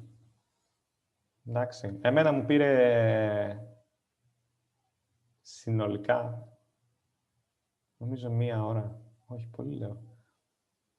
Ναι, αυτά τα 3, 4, 5, 6, εντάξει, είναι απλή υπόθεση, τρέχεις και γράφεις, δεν είναι κάτι. Εντάξει, πρέπει να ψάξετε 2-3 πράγματα, αλλά νομίζω είναι χρήσιμο αυτό που θα μάθετε. Αυτά εδώ πέρα είναι θεωρία, έτσι δεν είναι κάτι. Εδώ διαβάζετε το document και καταλαβαίνετε, έτσι. Υπάρχει η έννοια των objects, έτσι, ότι υπάρχουν dependency και συνήθως στη βιβλιογραφία αναφέρονται ως object. Τι είναι αυτά τα object? Είναι αρχεία, εικόνες, σκριπτάκια, τα οποία είναι τα .js. Τα .js είναι αρχεία JavaScript, τα οποία είναι η scripting γλώσσα που υπάρχει στο web. Δεν υπάρχει άλλη, είναι το JavaScript, τίποτα άλλο. Εντάξει. Αυτά τα τρία και HTML προφανώς, που είναι HTML. Έτσι. Απορίες πάνω σε αυτά, στην εργασία, στη σειρά ασκήσεων?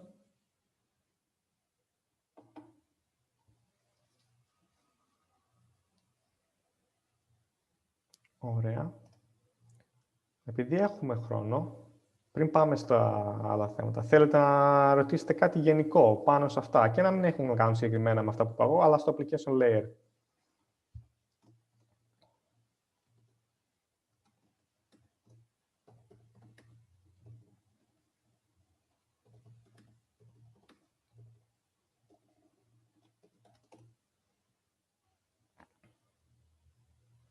Έχουμε κάτι? Κάτσε να δει το chat.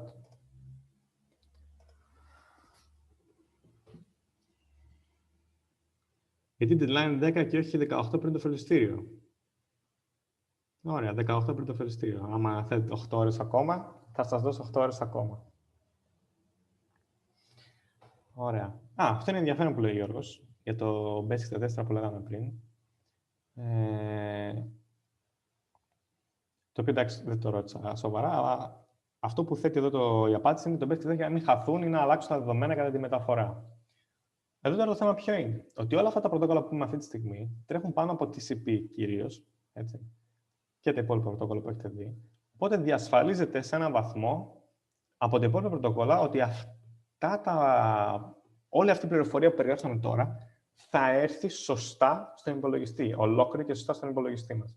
Γιατί ποιος μας το διασφαλίζει αυτό? Τα υπόλοιπα πρωτόκολλα. Έτσι. Το TCP και από κάτω τα υπόλοιπα layer που ειδικά κάνουν checksums και όλα αυτά τα πράγματα έχουν αναλάβει αυτά το error checking και τη σωστή σειρά του πακέτου και όλα αυτά.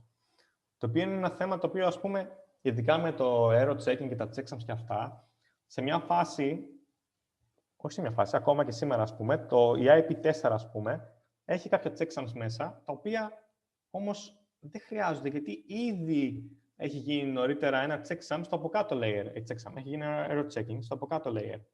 Οπότε, κατά κάποιο τρόπο, στην IP4, και νομίζω στην IP6 δεν το έχει αυτό μέσα, αν δεν κάνω λάθος. Συγγνώμη τώρα, αυτό δεν το ξέρω ακριβώς. Αλλά νομίζω έτσι είναι, ότι στην IP4 υπήρχε ένα checksum μέσα, αλλά στην IP6 είπανε όχι, δεν θα κάνουμε checksum μέσα, γιατί υπάρχει ήδη στα προηγούμενα layers. Ναι, δεν το έχει η IP6. Ναι, σωστά. Καλά το λέω, δηλαδή. Οπότε αυτό το concept είναι πάντα σημαντικό να το έχουμε υπόψη, ότι συνήθως αν θέλουμε να βάλουμε ένα επιπλέον feature σε αυτά τα πρωτόκολλα, έτσι. Ας πούμε, θέλουμε για κάποιο λόγο το HTTP, ας πούμε. Όχι, το HTTP δεν κολλάει τώρα. Ας πούμε, θέλουμε να προσθέσουμε ένα καινούριο feature. Δηλαδή, να μπορούμε για κάποιο τρόπο μαζί με την πληροφορία να αποθηκεύουμε κάτι τρελό. Αυτό συνήθως θα κάνουμε. Δεν θα πειράξουμε ήδη υπάρχουν layer. Θα φτιάξουμε ένα καινούριο layer, θα το βάλουμε ή από πάνω ή από κάτω από το application, αναλόγως στο τι θέλουμε.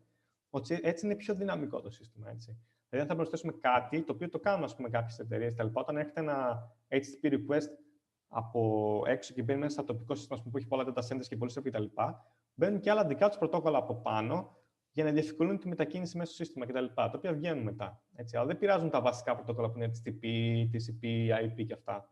Κάνουν ένα ακόμα επιπλέον layer που το βάζουν σε κάποιο σημείο ώστε να δώσουν το επιπλέον feature που θέλουν. Τώρα αυτό δεν έχει καμία σχέση με αυτά που αποδείξα πριν, αλλά είναι πώς έχετε όλο αυτό το μοντέλο. Και γι' αυτό είναι πολύ ωραία αυτή η δομή με τα layers. Έτσι. Και ότι το ένα είναι αγνωστικό για το άλλο. Δεν ξέρει τίποτα για το άλλο. Το layer. Απλώς ξέρει τι του προσφέρει. Ούτε καν ξέρει τι προσφέρει. Ο προγραμματιστής ξέρει τι του προσφέρει. Οπότε δεν θα πάει να ξανακάνει κάτι που ήδη έχει γίνει. Okay. Αυτό για τα layers. Άλλη απορία? Υπάρχει κάποιος που θέλει να ρωτήσει κάτι για το project, να το κάνουμε τώρα αυτό? Εγώ έχω μια-δυο απορίες με το project. Ωραία. Να πούμε ότι θα σταματήσουμε εδώ για το application layer και θα πάμε για το project και για τα bitflags που είπαμε. Εκτός και αν θέλετε κάτι ακόμα. Δεν ξέρω εγώ αν ξέχασα κάτι. Για το peer-to-peer, να πούμε λίγο για το peer-to-peer. Είναι ενδιαφέρον, γιατί και όταν λέγαμε για την εργασία, υπήρχαν κάποιες απορίες σχετικά με το NAT και το πώς κάνουμε portfolio και όλα αυτά. Θέλετε να ρωτήσετε πάνω για το portfolio. Βασικά να πούμε. Όχι ψέματα, το κάνεις στο προηγούμενο εργαστήριο. Το portfolio κάνεις στο προηγούμενο εργαστήριο. Σωστά, μην ξαναλέω τα ίδια. Είπατε για portfolio στο προηγούμενο φροντιστήριο. Ναι, είπαμε. Οκ, εντάξει, δεν μιλάω τα ίδια. Εντάξει, συγγνώμη. Δεν το ήξερα. Για το peer-to-peer τώρα να πούμε κάτι, 2-3 λόγια. Το peer-to-peer δεν είναι ένα συγκεκριμένο πρωτόκολλο, το peer-to-peer είναι μια λογική. Έτσι. Το peer-to-peer λέει ότι εγώ δεν θα πάω σε ένα server να συνδεθώ και να κατέβω κάτω κτλ. Θα συνδεθώ εγώ κατευθείαν με έναν άλλο server, με έναν άλλον peer ουσιαστικά, έναν άλλο client. Έτσι. Εγώ θα συνδεθώ με την Εύα, ας πούμε, τώρα κατευθείαν. Δεν θα χρησιμοποιήσω κάποιο server ή κάτι τέτοιο. Το οποίο βγάζει κάποια δύσκολα πράγματα, έτσι. Το πώς θα γίνει αυτό. Εγώ που ξέρω τώρα τι IP έχει η Εύα, που ξέρω. Όταν λέω Εύα, εννοώ Εύα χρησιμοποιείται στην κρυπτογραφία, ειδικά όταν θέλουμε να πούμε με κάποιον άλλον. Έτσι. Δεν εννοώ την Εύα, την βοηθό του μαθήματος. Είναι ο Μπομπ και η Εύα συνήθως. Τέλος πάντων, παρένθεση κλείνει. Πού ξέρω εγώ τώρα ποια IP είναι, πού είναι, άμα έχει πόρτα ανοιχτή, τι θα γίνει για όλα αυτά τα πράγματα. Οπότε το peer-to-peer εκεί είναι ένα θέμα, έτσι. Ειδικά όταν είμαστε στο ίντερνετ, έτσι, δεν είμαστε σε κάποιο άλλο network. Γιατί όλα αυτά τα πρωτόκολλα που έχουμε πει, έτσι, όλα αυτά τα πρωτόκολλα μπορούν να δουλέψουν και όχι στο ίντερνετ, σε ένα άλλο network. Έτσι, απλώς το ίντερνετ τώρα είναι το μεγαλύτερο network αυτή τη στιγμή. Αλλά υπάρχουν και κλειστά networks. Ας πούμε, η Google έχει ένα δικό της κλειστό network. Όχι Google, ψέματα. Η Google δεν έχει. Ας πούμε, θα λέγα τώρα Αμερικάνικο στρατός, αλλά τέλος πάντων, οι στρατοί διάφορων χωρών, ας πούμε, έχουν ένα δικό τους ίντερνετ, έτσι, που δεν έχουν καμία σχέση με τα καλώδια και όλα αυτά που χρησιμοποιούμε εμείς στο commercial ίντερνετ, και έχουν δημιουργήσει ένα δικό τους δίκτυο, Με βάση τέτοια πρωτόκολλα, έτσι, με το IP πρωτόκολλο, με το που έχουν Wikipedias με φάση Wikipedias που με HTTP headers μοιράζονται πληροφορία, στέλνουν email με το SMTP πρωτόκολλο, όπως χρησιμοποιούμε και εμείς. Και όλα αυτά τα κάνουν σε ένα δικό τους, εξ ολοκλήρου διακεκομένα από το δικό μας Ιντερνετ, δικό τους δίκτυο, έτσι, που δεν έχει καμία επαφή με το Ιντερνετ. Είναι μια σειρά από router, έτσι, το οποίο, ας πούμε, καλύπτουν όλη την Αμερική, καλύπτουν όλη μια χώρα ολόκληρη και χρησιμοποιούνται από κάποιον άλλον. Έτσι, οπότε όλα αυτά τα πρωτόκολλα δεν έχουν δεν είναι αποκλειστικά για το Ιντερνετ, είναι για networks. Και ένα μεγάλο network είναι το Ιντερνετ αυτή τη στιγμή που χρησιμοποιούμε, μαζί με τον ιστό του web. Εντάξει, ελπίζω αυτό να είναι λίγο ενδιαφέρον. Και αυτό που έλεγα πριν για το peer-to-peer είναι ότι υπάρχουν πολλά θέματα τα οποία συνήθως στο peer-to-peer, ας πούμε, αν κοιτάξει κάποιος από τα πιο διάσημα peer-to-peer δίκτυα, που είναι, ας πούμε, το torrent, έτσι, το οποίο δεν είναι αναγκαστικά κάτι παρόνομο, κάτι τέτοιο, είναι ένα απλό πρωτόκολλο το torrent, έτσι. Επειδή χρησιμοποιείται για κάποιους λόγους, δεν σημαίνει κάτι. Είναι ένα απλό πρωτόκολλο, το οποίο είναι peer-to-peer πρωτόκολλο, το οποίο αρχικά, για να μπορεί όμως αρχικά να βρουν οι χρήστες που είναι οι άλλοι χρήστες, χρησιμοποιούσε κάποιους server που ήταν κεντρικοί server, οι οποίοι έλεγες εσύ στο server, πες μου πού είναι άλλοι χρήστες. Και σου λέγε ο server που είναι άλλοι χρήστες. Έτσι, οπότε, στην πρώτη φάση έκανες request σε ένα server κανονικά, όπως κάνεις στις περισσότερες υπηρεσίες, αλλά μετά γινόταν peer-to-peer. Έτσι, αλλά το πρώτο βήμα πάντα υπήρχε αυτό, έτσι, ότι κάπως πρέπει να βρούμε τους υπόλοιπους χρήστες. Το οποίο αρχικά ήταν οι servers και τώρα υπάρχουν και άλλες τεχνολογίες, κάθετος πρωτόκολλα που είναι, ας πούμε, distributed βάσεις δεδομένων, οι οποίες μπορείς μέσα από διάφορους είδη χρήστες να κατασκευάσεις με κάποιο τρόπο κάτι το οποίο λέγεται distributed database και σιγά-σιγά να την ανακαλύψεις κάνοντας διάφορα από εδώ και από εκεί. Αλλά το κρίσιμο σημείο πάντα είναι πώς θα βρεις τον πρώτον που θα μιλήσεις, έτσι. Πώς θα βρεις τον πρώτον, ο πρώτος θα σου πει, ξέρω και αυτόν, ξέρω για εκείνον, ξέρω για εκείνον. Αλλά πάντα υπάρχει ένα βήμα εκεί. Οπότε, ειδικά για την εργασία σας, στο assignment αυτό το βήμα πώς θα βρεθεί ο πρώτος, εντάξει, αφήστε το, αγωνίστε το λίγο, μην σας πειράζει πολύ, γιατί είναι λίγο δύσκολο. Στην πράξη θα έλεγα, ας πούμε, να ξέρω κάποιον μέσα στο δίκτυο, θα μιλήσω κατευθείαν με αυτόν και μετά συνεχίζει το πράγμα. Δηλαδή, το πρώτο βήμα πάντα είναι δύσκολο. Λοιπόν, όλη αυτή την πληροφορία που είπα τώρα χωρίς λόγο, κάποιες απορίες πάνω σε αυτό. Και άμα το βρήκατε ενδιαφέρον, είναι απλώς μιλάω τώρα. Εντάξει, μπορούμε να διαβάσουμε πώς δουλεύει το torrent και να... Μην πάτε τόσο βαθιά, δεν υπάρχει λόγος. Το BitTorrent στην αρχή χρησιμοποιούσε, όχι το BitTorrent, τα torrent, το πρωτόκολλο torrent, στην αρχή χρησιμοποιούσε κάτι που λέγεται tracker, το οποίο είναι ένα server, το οποίο κάνει track, ας πούμε, διάφορους peers. Και πας εκεί, το ρωτάς πού είναι οι άλλοι, σου λέει κάποιοι ποιοι είναι, και μετά κάνει switch, ας πούμε, σε peer-to-peer ξεκάθαρα. Ναι, εντάξει, αυτό είναι το πιο απλό, γιατί είναι μια δομή και είναι... Έτσι, και πολλές υπηρεσίες που σας λένε ότι έχετε chat peer-to-peer κτλ. Καταρχήν μπορεί να είναι ψέματα, αλλά και στη δεύτερη φάση, και να σας λένε την αλήθεια, υπάρχει ένα βήμα στην αρχή που επικοινωνείς με το server του messaging app, ας πούμε, του message αυτός που έχει την υπηρεσία, για να σου πει πού είναι ο άλλος. Και αφού σου πει πού είναι ο άλλος, μετά μπορείς να κάνεις peer-to-peer connection. Μετά είναι trivial να κάνεις peer-to-peer connection. Άμα κάποιος μου πει αυτή είναι η IP μου και εγώ τώρα μπορώ να ανοίξω ένα terminal και να κάνω peer-to-peer, δεν έχει τίποτα. Ναι, οκ. Εδώ τώρα μια ερώτηση που...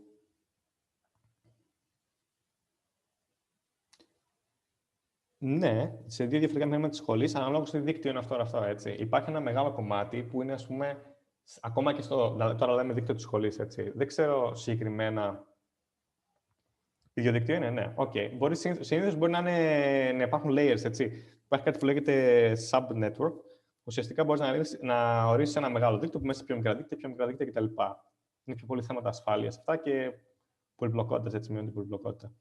Αλλά άμα ξέρεις, ας πούμε, ότι όλοι, ας πούμε, εδώ στο router που έχω σπίτι, εσείς που έχετε ή στη σχολεία κτλ., ότι άμα τρεις υπολογιστές είναι συνδεμένοι στο ίδιο router, βλέποντας την τοπική σας IP, έτσι, που σας δίνει υπάρχουν δύο IPs. Έτσι. Η μία που σας δίνει το router, στο δικό σας υπολογιστή, και μία που το router βγαίνει προς τα έξω. Οι λεγόμενες public και private IPs. Άμα έχεις δύο private IP που είναι στο ίδιο network, στο ίδιο subnetwork, έτσι. Γιατί εγώ τώρα εδώ έχω την IP 168 κτλ. Κάποιος στην Αυστραλία μπορεί να έχει μια IP την τοπική, αλλά δεν έχει καμία σχέση μία με την άλλη, έτσι. Είμαστε στο τοπικό δίκτυο. Αλλά άμα είναι και τα δύο στο τοπικό δίκτυο, ναι, κάνοντας ping ή ανοίγοντας socket για το άλλο τέτοιο, μπορείς να το κάνεις. Έτσι, ξεκάθαρα. Και λογικά δύο μηχανήματα της σχολής που είναι σχετικά στο ίδιο δίκτυο, έτσι. Δεν ξέρω πώς λέγεται. το σχήμα, τέλος πάντων, το πώς είναι συνδεδεμένη η πλοή στη σχολή, αλλά λογικά ναι, άμα είναι κάποιοι που προφανώς στο ίδιο κλάστερ κτλ. Μπορεί να ανοίξετε socket και τα λοιπά, να κάνετε μεταξύ τους. Το κάνετε προστιχμένο. Ναι, οκ. Απλώς εντάξει, το θέμα είναι έτσι, άμα δουλεύουν δύο μηχανές της σχολής, δεν σημαίνει ότι όλα δουλεύουν. Επίσης, υπάρχει ένα θέμα γενικότερο πάνω σε όλα αυτά τα πρωτόκολλα, τα οποία θεωρητικά δουλεύουν, αλλά στην πράξη μπορεί κάποιος να έχει ένα firewall κάπου. Το firewall τι είναι, ας πούμε? Το firewall λέει ότι εγώ τέτοιου είδους skins δεν επιτρέπω. Ας πούμε, το δικό μου το router δεν επιτρέπει σε κανένα να κάνει access μέσα στο router από έξω. Γιατί για θέμα ασφάλειας, έτσι. Όταν εγώ χρειαστεί να χρησιμοποιήσω το router μου γι' αυτό, λέω, ξέρεις τι, firewall, άσε μόνο SSH connection να γίνονται. Τίποτα άλλο δεν με απασχολεί. Αν πάει κάποιος να δει στην πόρτα 80, ας πούμε, που είναι η κλασική πόρτα για ιστοσελίδες και web pages και όλα αυτά, θα πω όχι, δεν έχω σελίδα, φύγει από εδώ, το λέει το firewall. Έτσι. Οπότε συνήθως υπάρχει με το firewall ένα θέμα, το οποίο είτε είναι firewall του θέμα με βάση πόρτες, είτε με άλλα πράγματα. Το firewall του Windows είναι πάπλωμα πάντως, λέει εδώ ένας φοιτητής σας. Ναι, και ειδικά τώρα με Windows. Εγώ βασικά έχω κάνει switch σε Linux πριν τα Windows 10. Οπότε και χαίρομαι βασικά για αυτό το πράγμα. Οπότε ναι, δεν ξέρω. Και αυτό που σας είπα πριν για το host, δεν ξέρω αν είναι ακόμα εκεί. Λογικά είναι ακόμα εκεί στη διάθεση. Αλλά ναι, το Windows, από default τα Windows έχουν firewall. Στα Linux από default δεν έχεις firewall καθόλου όμως. Ειδικά μέσα σε κάποιο distribution όπως το δικό μου, που είναι τα Arch Linux, το οποίο είναι όσο πιο bare γίνεται, ας πούμε, απλά πράγματα. Στα Ubuntu νομίζω έχει firewall από default. Θα σας γελάσω, αυτό το ξέρω, γιατί αλλάζουν στα συνέχεια αυτά τα πράγματα. Αλλά συνήθως στα Linux, όταν χρησιμοποιείτε τα Linux, δείτε ότι όντως υπάρχει firewall. Γιατί κάποιες φορές είναι σημαντικά. Ειδικά άμα μπαίνετε μέσα σε μεγάλα δίκτυα, έτσι, πέρα από το σπίτι σας που είστε μόνο εσείς, ας πούμε, και 2-3 άτομα που ξέρετε. Στο δίκτυο, ας πούμε, του Πανεπιστημίου, μας είστε 2-3 άτομα, έτσι, εκεί και δεν έχετε firewall, εντάξει, δύσκολα μπορεί να γίνει κάτι κακό. Ειδικά, αλλά αν έχετε ένα ξεχασμένο SSH daemon να τρέχει και δεν έχετε firewall και τρέχα γύρευε, εντάξει, είναι λίγο τέτοια πράγματα αυτά. Αλλά ναι, τα firewall είναι ένα θέμα που πρέπει να ξέρετε. Ας πούμε, άμα κάνετε κάτι, όλα νομίζετε ότι πρέπει να τρέξουν και απλώς λέει connection refused για κάποιο λόγο, μάλλον το firewall κάτι κάνει. Έτσι. Αυτά περί firewall. Και επίσης πάνω firewall στους υπολογιστές, στα router, στον ISPN, στον provider σας του ίντερνετ και τρέχα γύρω. Καθένας έχει και ένα firewall που κάτι κόβει. Εντάξει. Αυτά να πούμε για τα bit operations και μετά να κάνουμε απορίες.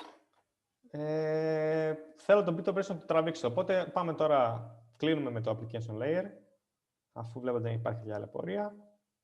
Μπορώ να ακούσω απορίες πάνω στο project και καλό θα ήταν, παιδιά, όταν στέλνετε απορίες, άμα δεν είναι συγκεκριμένοι με τη διάσταση υλοποίηση οι απορίες, να τις στέλνετε στη λίστα, έτσι, για να μην υπάρχουν... άμα λυθεί η απορία για κάποιον, δεν είναι δίκαιο να μην αληθεί για τον άλλον, έτσι, όταν απαντάω σε κάτι, να το βλέπουν και οι υπόλοιποι. Οπότε, άμα δεν είναι συγκεκριμένα για την δικιά στην υλοποίηση, θα παρακαλούσα οι απορίες οι οποίες είναι γενικού για το project να είναι στη λίστα, εντάξει, και με μένα, έτσι, σε μένα και εσείς στη λίστα, για να τη βλέπουν και οι υπόλοιποι φοιτητές, νομίζω είναι πιο δίκαιο. Εντάξει, ωραία, απορίες πάνω στο project. Εγώ θα ήθελα να ρωτήσω κάτι για τη δομή των πακέτων, γιατί εμείς τη send και τη receive συγκεκριμένα τις υλοποιούμε, έχουν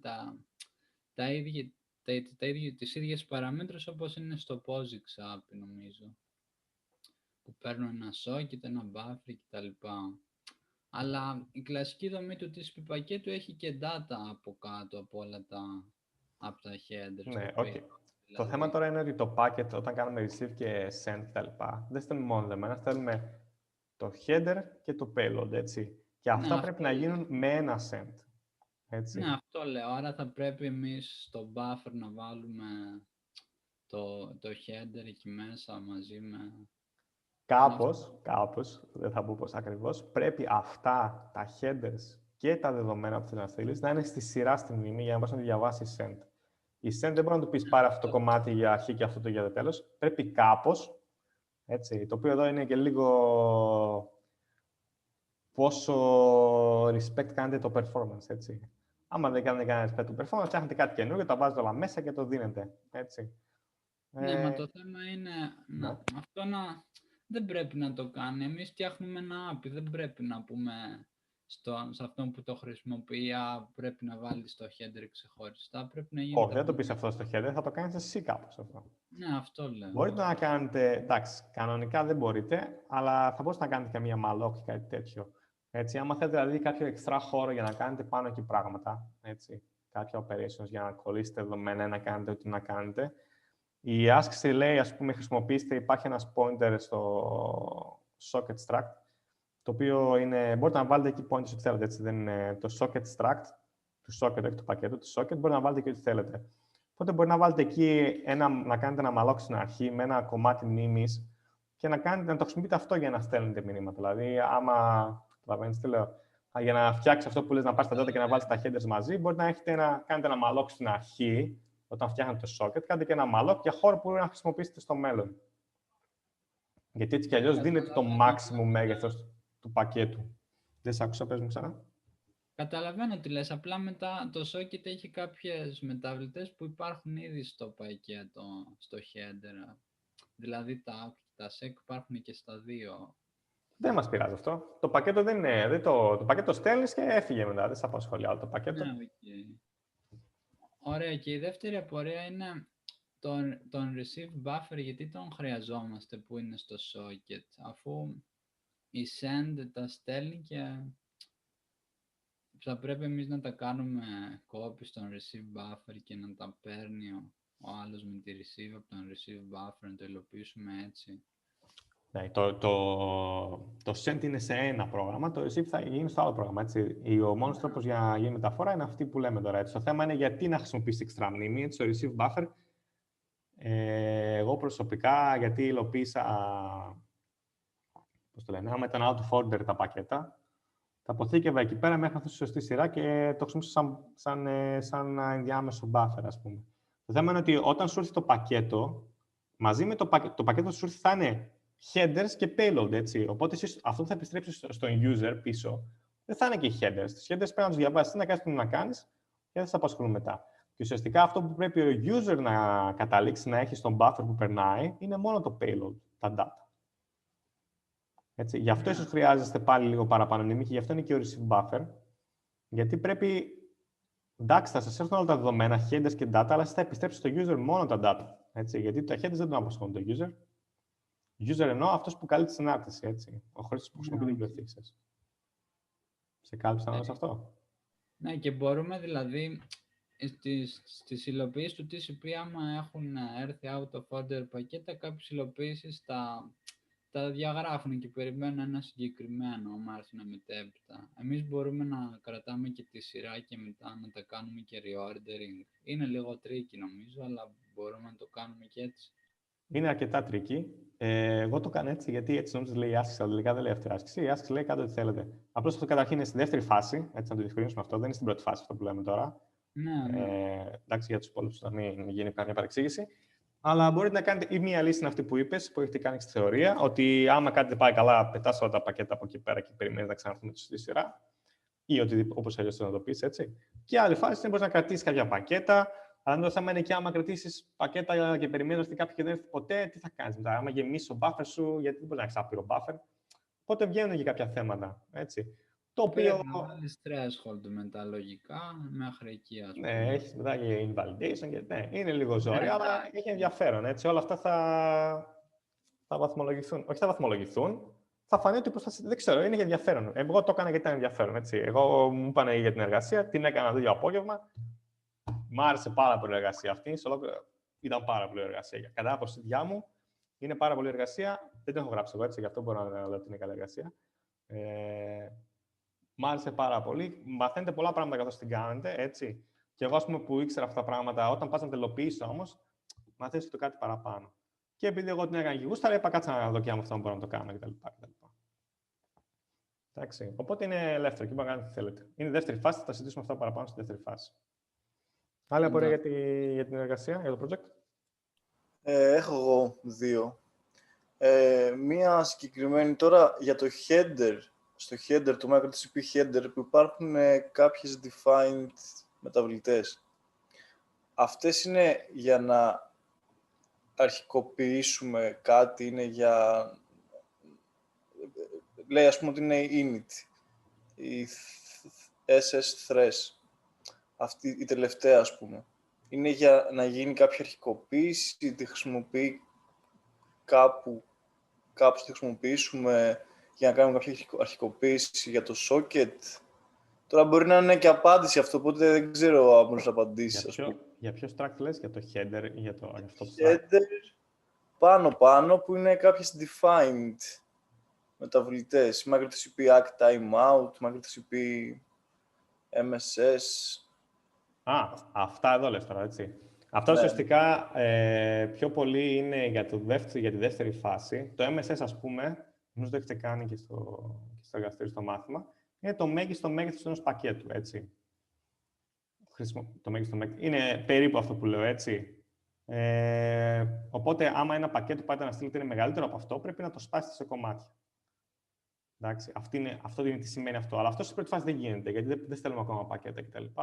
Είναι για τη δεύτερη φάση. Αυτή η μεταβλητή λέει, όλα αυτά είναι για τη δεύτερη φάση πιο πολλά, έτσι, δεν έχει κάτι τέτοιο. Αυτό, ας πούμε, το timeout, θα δείτε στη δεύτερη φάση. Άμα αργήσει κάποιο acknowledgement να έρθει για τόσα uniseconds, microseconds είναι αυτά, δεν θυμάμαι, έτσι, τότε σημαίνει ότι δεν θα έρθει ποτέ, έτσι, έχει κάνει timeout. Αυτά δηλαδή είναι για τη δεύτερη φάση, είναι κάποιες σταθερές που θα χρησιμοποιήσετε εσείς. Αυτό είναι, ας πούμε, πόσο buffer μπορείς να έχεις, έτσι, μην πάμε στο άπειρο. Αυτό που έλεγα πριν, μπορείς να κάνεις μια μαλόκα, αλλά εντάξει, σε λογικά πλαίσια. Και γιατί το κάνουμε αυτό? Για να δούμε έτσι να μπορείτε να συγκρίνετε μεταξύ σας και όσα άμα θέλετε τις επιδόσεις του αλγορίθμου και εμείς να καταλάβουμε τι γίνεται. Μην, ας πούμε, κάνει ένας μαλόκα, ας πούμε, 8 γίγα, ας πούμε, και μετά λέμε εντάξει, είναι πολύ γρήγορο. Δεν έχει κάποιο νόημα αυτό. Εντάξει. Και τα υπόλοιπα θα δείτε αυτά τα πιο πολλά χρησιμοποιούνται στη δεύτερη φάση πάντως. Έτσι. Όχι τα πιο πολλά, όλα. Όλα για τη δεύτερη φάση. Έτσι είναι κάποια defines. Άμα θέλετε για να κάνετε δοκιμές, ας πούμε, εγώ τώρα όταν ήθελα να δοκιμάσω πώς έκανε το fragmentation σωστά, πώς το έκοβα τα πακέτα, ας πούμε. Εντάξει, τότε το άφησα τόσο μεγάλο, το έκανα πιο μικρό, για να μπορώ να κάνω debugging πιο εύκολα, έτσι, να μην έχω 1400 bytes κάθε πακέτο. Το έκανα, ας πούμε, 20 και έβλεπα ότι όντως γίνεται όπως έπρεπε να γίνει. Και μετά, στο τελικό όμως, για να το τεστάρω και να δω τα πράγματα, ας πούμε, το ξαναεπέστρεψα στην αρχική τιμή που έχει εδώ πέρα. Εντάξει, εδώ νομίζω μπορεί να δείτε κάποια που έκανα εγώ. Ναι, εδώ έκανα κάποιες αλλαγές κτλ. Να, ας πούμε, εδώ είχα κάνει το MSS να είναι 30 bytes και το μέγεθος του header, έτσι, για να κάνω δοκιμές εγώ προσωπικά.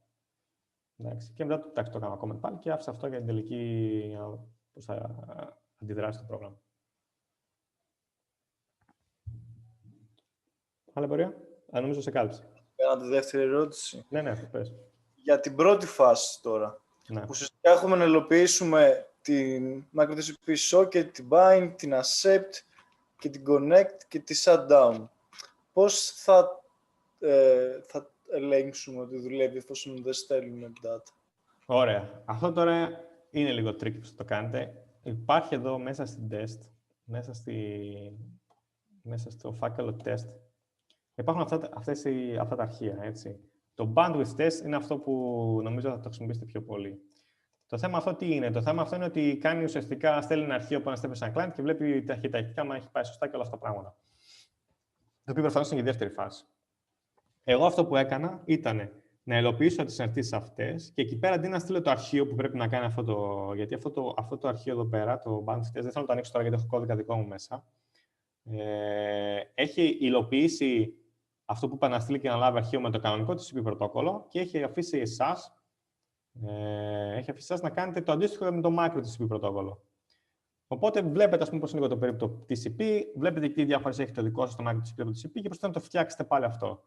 Στην πρώτη φάση τώρα, το θέμα είναι ότι εντάξει, connect μπορεί να κάνει, αλλά αυτό δεν έχει receive κτλ. Πώς θα δουλέψει. Έτσι. Η μία λύση είναι να το κάνετε εσείς χειροκίνητα, έτσι, να κάνετε connect και στα δύο και μετά αυτόματα να καλέσετε το shutdown από το ένα, έτσι, και να κάνετε κάτι τέτοιο. Για να δείτε ότι δουλεύει. Και πώς θα το δείτε ότι δουλεύει, ας πούμε, αυτό το πράγμα, αφού την υλοποιήσετε την bounce test εκεί πέρα, κάνετε αυτό που θέλετε να κάνετε. Πάτε μετά μέσα στο build, κάνετε make. Έτσι, τα έχω κάνει εδώ make ήδη. Και μέσα στο test αρχείο, μέσα στο test φάκελο, υπάρχει αυτό το εκτελέσιμο. Έτσι. Αυτό το εκτελέσιμο, αν το τρέξετε, είναι ο κώδικας, αυτός που έλεγα τώρα εκεί μέσα στο αρχείο, είναι αυτός ο κώδικας εδώ πέρα. Έτσι, εντάξει. Το οποίο, άμα δείτε το help του, λέει ότι για να τρέξει πρέπει να το ορίσεις τι πόρτα θες να δουλέψει. Έτσι, με την παράμετρο παύλα p port. Και επίσης να του πεις και σε τι IP να το κάνει αυτό το πράγμα. Έτσι, που συγκεκριμένη περίπτωση είναι η localhost. Εντάξει, άμα θέλετε να το κάνετε τοπικά. Οπότε μπορείτε να κάνετε να μην υλοποιήσετε τελείως αυτό το αρχείο, να το υλοποιήσετε στο περίπου και μετά να δείτε ότι όντως δουλεύει. και ουσιαστικά εκεί θα υποθέσετε ότι με το που γίνει το connection κομπλέ, ας πούμε, δεν θα σταλθεί τίποτα και θα γίνει shutdown κατευθείαν. Οπότε μπορεί να το κάνει λίγο hard-coded έτσι ώστε να δουλέψει. Παρ' όλα αυτά, επειδή αυτό είναι λίγο περίεργο, το ξέρετε πώς το λέω, δεν θα είμαστε τόσο αυστηροί σε αυτή τη φάση. Απλώς μπορεί να κάνεις κάτι δικό σας να δείτε απλώς ότι δουλεύει. Δηλαδή, δεν είναι αναγκαστικό να υλοποιήσετε την πανθητή σε αυτή τη φάση, γιατί εντάξει, πρέπει να κάνετε κάποιες assumptions με βάση ότι δεν έχετε υλοποιήσει τα receive και send. Οπότε είναι λίγο tricky, η αλήθεια είναι. Το πιο απλό είναι να το κάνετε. Γράψτε connect και στο. Δεν θυμάμαι τώρα τι συναντήσεις απ' έξω, συγγνώμη. Κάνετε socket, κάνετε connect τα δύο πράγματα και μετά και ο client καλύπτει το shutdown. Εντάξει, αυτό. Και βλέπετε ότι έκλεισαν και οι δύο κτλ. Έτσι, τώρα πώς θα κάνετε debugging, αν θέλετε να χρησιμοποιήσετε το Wireshark, χρησιμοποιήσετε το Wireshark. Εγώ δεν χρησιμοποιώ Wireshark γιατί δεν είμαι σε αυτό το κομμάτι συνήθως του development. Άμα θέλετε να χρησιμοποιήσετε printfs να δείτε ότι είναι σωστά, ότι ας πούμε τα sequence number και τα acknowledge number έγιναν σωστά, ότι ανταλλάχθηκαν τελικά σωστά τα πράγματα, μπορείτε να κάνετε εκεί λίγα πράγματα με printf κτλ. Και θα διευκολυνθεί πιο πολύ έτσι να δούμε ότι όντως δουλεύει αυτό όταν δούμε και στην πρώτη εξέταση της πρώτης φάσης. Έτσι. Αλλά ναι, είναι λίγο tricky. Αλλά εγώ θα σας πρότεινα να κάνετε να δείτε το Traffic Generator πώς δουλεύει για το TCP, να κάνετε κάτι παρόμοιο με το Micro TCP και εκεί που ας πούμε κάνει send και receive, μην το κάνετε send και receive, καλέστε ένα shutdown για να τελειώσει. Σε κάλυψα. Εντάξει. Είναι λίγο tricky, η αλήθεια είναι, έτσι. Αλλά η πιο απλή λύση είναι να κάνετε connect και bind κτλ. Και μετά αντί να κάνετε send και receive, κάντε ένα shutdown. Και να δείτε ότι θα κλείσει. Και θα μείνουν ports ανοιχτές κτλ. Επίσης, μια ερώτηση, ένα email που δεν ξέρω αν ήταν στη λίστα ή όχι. Κάποιος προσπαθούσε να ανοίξει μια πόρτα και δεν άνοιγε η πόρτα. Αυτό γιατί γίνεται, γιατί καμιά φορά, άμα κάνετε κάτι λάθος, ας πούμε, μπορεί να ανοίξετε την πόρτα από το server, ας πούμε, και μετά να μην κλείσει ο server, να μην είναι ανοιχτός για κάποιο λόγο. Ας πούμε, άμα γίνει κάποιο fail ή κάτι τέτοιο, και να τρέχει ο server από πίσω με την πόρτα ανοιχτή και δεν μπορεί να ξανανοίξει την ίδια πόρτα.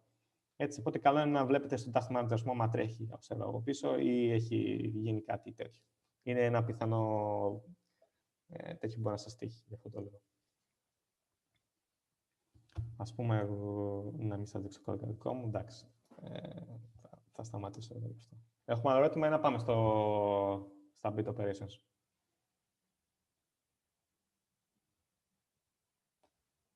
Okay. Να ρωτήσω λίγο για traffic control, ένα λεπτό.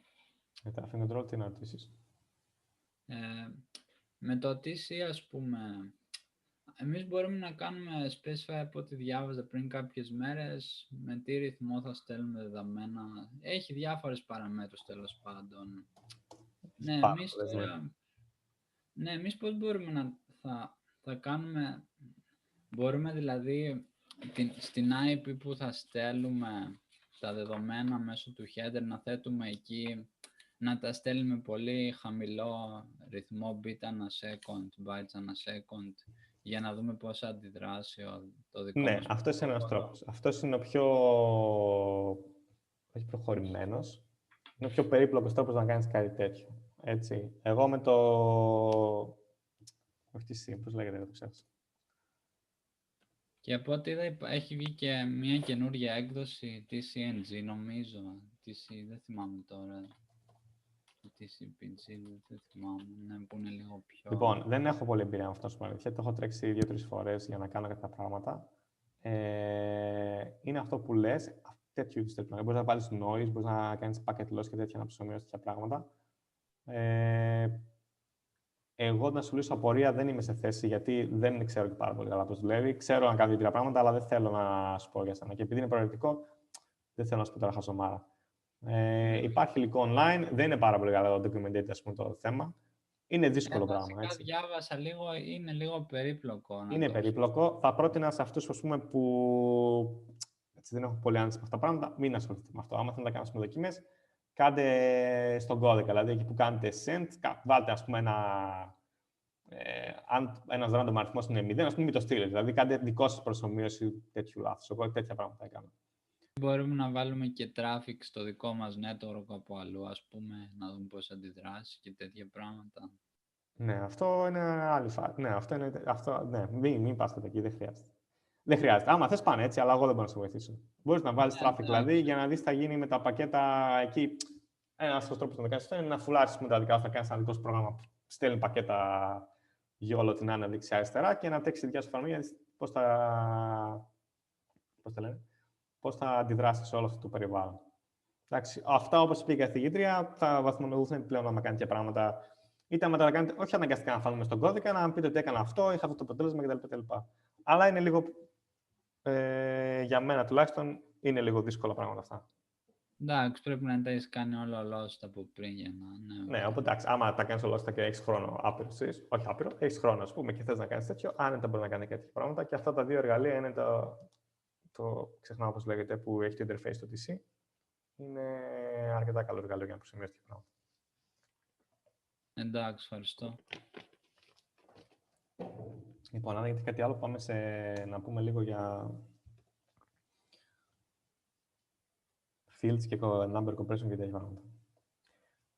Λοιπόν, είναι και 42. Θα το κάνω σε γενικό... Δεν θα πω κατευθείαν για τα bit fields, θα πω λίγο γενικά και νομίζω ότι θα σας βοηθήσει αυτό όχι μόνο για την εργασία, γενικά. Έτσι. Πάμε λίγο τώρα να δούμε ένα παράδειγμα. Εντάξει, νομίζω έχω σημειώσει κάπου γι' αυτό, τώρα δεν θυμάμαι πού είναι. Ας πούμε, εντάξει, ξεκινάω τώρα. Αυτό είναι λίγο διακριτά, λίγο πληροφορική, λίγο compression, λίγο απ' όλα. Εντάξει, έχουμε τρεις μεταβλητές. Έτσι, θέλω να αποθηκεύσουμε, ας πούμε, θέλω να αποθηκεύσουμε τρεις μεταβλητές. Έχουμε γάτες, οι οποίες είναι τρεις. Εντάξει. Έχουμε λιοντάρια, τα κλασικά παραδείγματα είναι αυτά, τα οποία είναι 5. Και έχουμε και παπάκια, το οποίο είναι το αγαπημένο που έχετε καταλάβει, το οποίο είναι 4. Εντάξει. Έχουμε τώρα αυτές τις μεταβλητές. Θέλουμε να τις αποθηκεύσουμε. Αυτές οι μεταβλητές όμως, για κάποιο λόγο που δεν ξέρουμε αυτή τη στιγμή, οι τιμές μπορεί να έχουν μόνο από το 0 μέχρι το 9. Εντάξει. Δεν μπορεί να έχουν άλλες τιμές. Έτσι ορίζει το πρόβλημα. Εντάξει. Οπότε, εμείς τώρα όμως τι θέλουμε. Αυτές οι μεταβλητές έχουν αποθηκεύσει 3 μεταβλητές. Ας πούμε ότι αυτές οι μεταβλητές είναι 4 bytes, είναι η αριθμή από το 0 μέχρι 4 εκατομμύρια. Είναι πάρα πολύ, χάνουμε πάρα πολύ χώρο. Έτσι. Και οπότε έχουμε πει, ειδικά στα lower level πακέτα κτλ. Στη stack στα lower level, θέλουμε να υπάρχει όσο γίνεται πιο δυνατόν μικρότερη πληροφορία. Έτσι. Να είναι όσο πιο δυνατόν πιο συμπιεσμένη. Οπότε θέλουμε να αποθηκεύσουμε τώρα το 3, το 5 και το 4, και να αποθηκεύσουμε σε έναν αριθμό μόνο. Έτσι. Θέλουμε να χρησιμοποιήσουμε έναν αριθμό και να αποθηκεύσουμε και τους τρεις αυτούς αριθμούς μέσα σε αυτόν. Με βάση όμως ότι έχουμε αυτή την πληροφορία. Έτσι, ότι οι αριθμοί που αποθηκεύουν είναι από το 0 μέχρι το 9. Εντάξει, αυτός ο αριθμός, δηλαδή το γάτο είναι 0, 1, 2, 3, 9. Δεν μπορεί να είναι τίποτα άλλο. Εντάξει, οπότε το λογικό που θα λέει κάποιος είναι να πούμε το χ, γράφετε 3, 5, 4 και λέμε ότι για το χ οι μονάδες, έτσι, το 4 δηλαδή, αντιστοιχεί στα παπάκια. Το 5 αντιστοιχεί στα λιοντάρια και το 3 αντιστοιχεί στις γάτες. Έτσι. Και επειδή ξέρουμε ότι θα είναι από το 0 μέχρι 9, με βάση λίγη θεωρία διακριτών, καταλαβαίνουμε ότι αυτό δουλεύει πάντα. Έτσι. Και τι έχουμε κάνει τώρα, έχουμε αποθηκεύσει και τις τρεις μεταβλητές αυτές σε μία μέσα. Και ποιο είναι το επόμενο βήμα, έχουμε μία τέτοια μεταβλητή. Πώς θα δούμε, ας πούμε, πόσα παπάκια έχει μέσα. Πάμε εδώ στο χ και λέμε μόντουλο 10. Τι θα πει μόντουλο 10, θα πει κάνε διαίρεση με το 10 και πάρε το υπόλοιπο. Το οποίο στην πράξη θα πει πάρε το τελευταίο ψηφίο ουσιαστικά. Έτσι, το μόντουλο 10, το οποίο στην γλώσσα συμβολίζεται είτε με τη λέξη mod είτε με τη λέξη ampersand, με το της 100. Πώς είναι το 100 στα αγγλικά, τέλος πάντων. Με το 100 και μας επιστρέφει το 4, έτσι, το τελευταίο ψηφίο. Οπότε ξέρουμε ότι τα παπάκια είναι 4. Αν θέλουμε να πάρουμε το ενδιάμεσο ψηφίο, τι θα κάνουμε. Θα πάμε στο χ δια 10, το οποίο κάνει 35. 35,94 δεν κάνει. Ας πούμε ότι είμαστε σε. Αυτό είναι στο εγκλωποίηση που έγραψε στην αρχή, δεν μας απασχολεί τώρα, έτσι. Κάνουμε δια 10. Οκ, πετάξαμε το 4 έξω. Θέλουμε να πάρουμε το 5 τώρα. Τι θα κάνουμε για να πάρουμε το τελευταίο ψηφίο, θα κάνουμε μόντζουλο 10. Έτσι. Οπότε ξέρουμε ότι η δεύτερη θέση που είναι τα λιοντάρια είναι το 5. Και αν θέλουμε να πάρουμε την πρώτη θέση, τι θα κάνουμε, θα κάνουμε χ δια 10. Έτσι, παίρνουμε. Με τη στρογγυλοποίηση. Χ δια 10 παίρνουμε 35, ξανά δια 10 παίρνουμε το 3. Οπότε τι έχουμε κάνει τώρα. Έχουμε πει ότι πλέον αυτός ο αριθμός, οι εκατοντάδες δεν είναι εκατοντάδες. Οι εκατοντάδες αντιστοιχούν στις γάτες, οι δεκάδες αντιστοιχούν στα λιοντάρια και οι μονάδες αντιστοιχούν στα παπάκια. Έτσι. Και έχουμε με αυτόν τον τρόπο, με το περιορισμό ότι οι μεταβλητές αυτές μπορούν να πάρουν μέσα από το 0 μέχρι το 9, έτσι, έχουμε συμπιέσει αυτή την πληροφορία σε μία μεταβλητή. Αυτό είναι περίεργο. Απορίες πάνω σε αυτό. Ή δεν καταλάβατε τίποτα.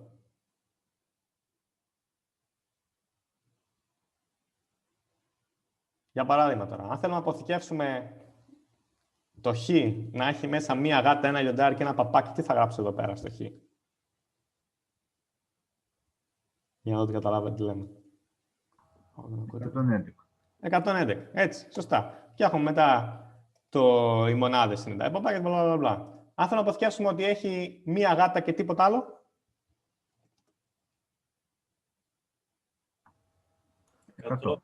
100. Ωραία, το πιάστε. Ατσακαέστε. Ωραία, πάμε παρακάτω. Το θέμα τώρα ποιο είναι, έτσι, αυτό το καταλάβαμε. Και αυτό δουλεύει τόσο ωραίο γιατί χρησιμοποιούμε το 10, έτσι, που οι αριθμοί της αλλιώς είναι εμείς οι άνθρωποι, τις χρησιμοποιούμε με βάση το 10. Εντάξει, άμα είχε δώσει με κάποια άλλη βάση, τι θα γινόταν τώρα, είναι λίγο περίπλοκο. Πάμε τώρα να δούμε κάτι άλλο. Συνήθως όμως δεν έχουμε τέτοια προβλήματα που έχουμε τιμές από το 0 μέχρι το 9 και τέτοια πράγματα. Συνήθως το πρόβλημα που έχουμε να λύσουμε είναι έχουμε τιμές που θέλουμε να αποθηκεύσουμε τιμή true ή false, δηλαδή έχουμε ή δεν έχουμε. Στην συγκεκριμένη περίπτωση, μπορούμε να πούμε ότι έχουμε γάτες, άρα γάτες 0, δεν έχουμε λιοντάρια, 0, και έχουμε παπάκια, έτσι. Το true-false, κάνουμε τη στοιχεία στο 0-1, έτσι, και αποθηκεύουμε πληροφορία αν υπάρχει ή δεν υπάρχει κάτι.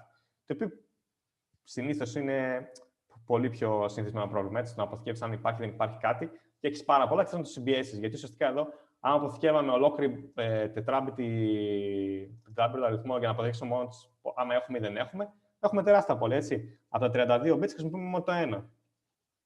Εντάξει. Οπότε έχουμε αυτή την περίπτωση τώρα. Θέλουμε να αποθηκεύσουμε γάτες, λιοντάρια και παπάκια. Το απλό σενάριο είναι να κάνουμε ό,τι κάναμε και πριν. Έτσι. Να πούμε 1-0-1. Εντάξει, ο αριθμός 101. Εντάξει. Και τι κάναμε, πάλι κάναμε ό,τι κάναμε πριν, αλλά έχουμε πάλι όμως πετάμε κάποιες τιμές. Οι τιμές από το 2 μέχρι το 9 δεν τις χρησιμοποιούμε, γιατί το 102 δεν σημαίνει κάτι εδώ. Γιατί μόνο οι τιμές που σημαίνουν κάτι είναι το 0 και το 1.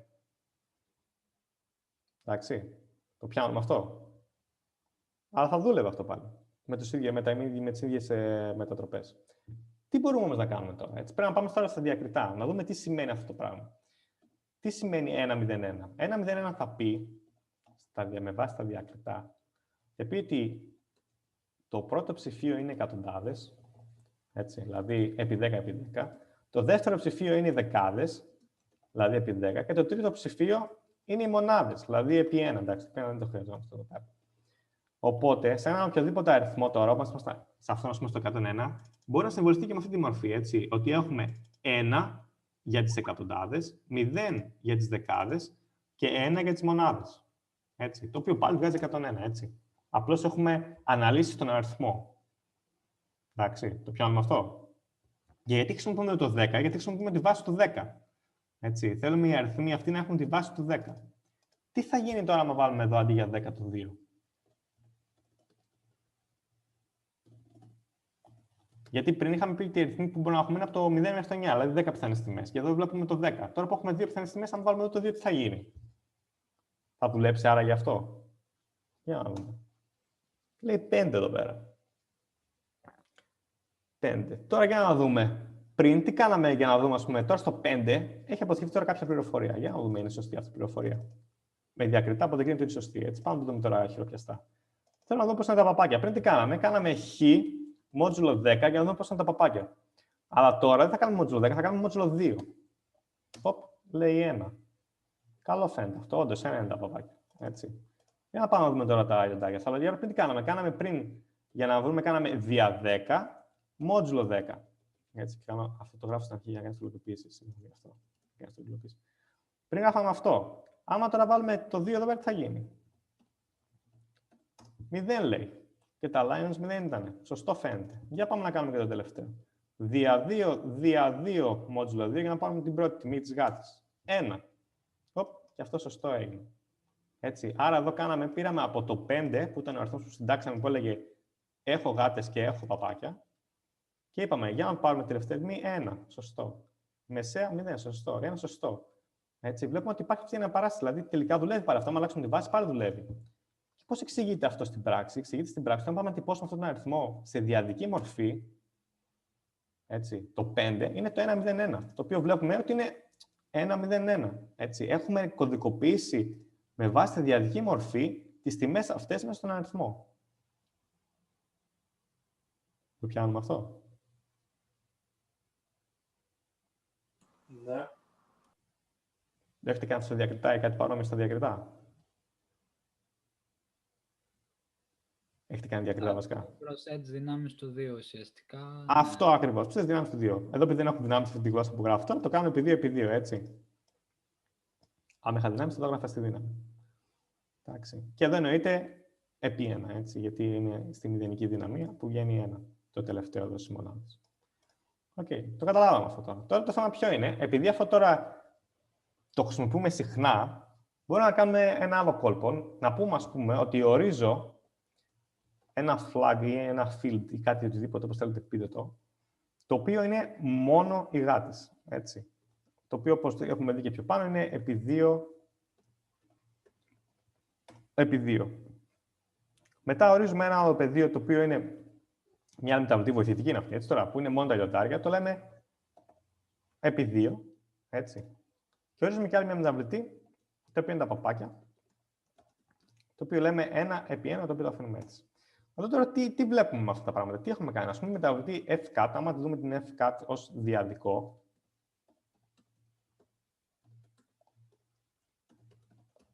βλέπουμε έτσι αντιστοιχεία με αυτό ότι είναι μία μεταβλητή που έχει μόνο γάτες, έτσι. Τα άλλα είναι 0 και 0. Έτσι. Και τα ίδια και με τον ίδιο τρόπο και τα υπόλοιπα, έτσι, είναι τα αντίστοιχα. Αυτό θα είναι το 10, ας πούμε, σε διαδικό. Θα είναι το 10 σε διαδικό. Έτσι. Και εντάξει, το 1 είναι το 1. Οπότε τι μπορούμε να κάνουμε, αντί να γράφουμε τέτοιου είδους προτάσεις, μπορούμε να πούμε τώρα πλέον το χ είναι το field γάτες συν το field παπάκι.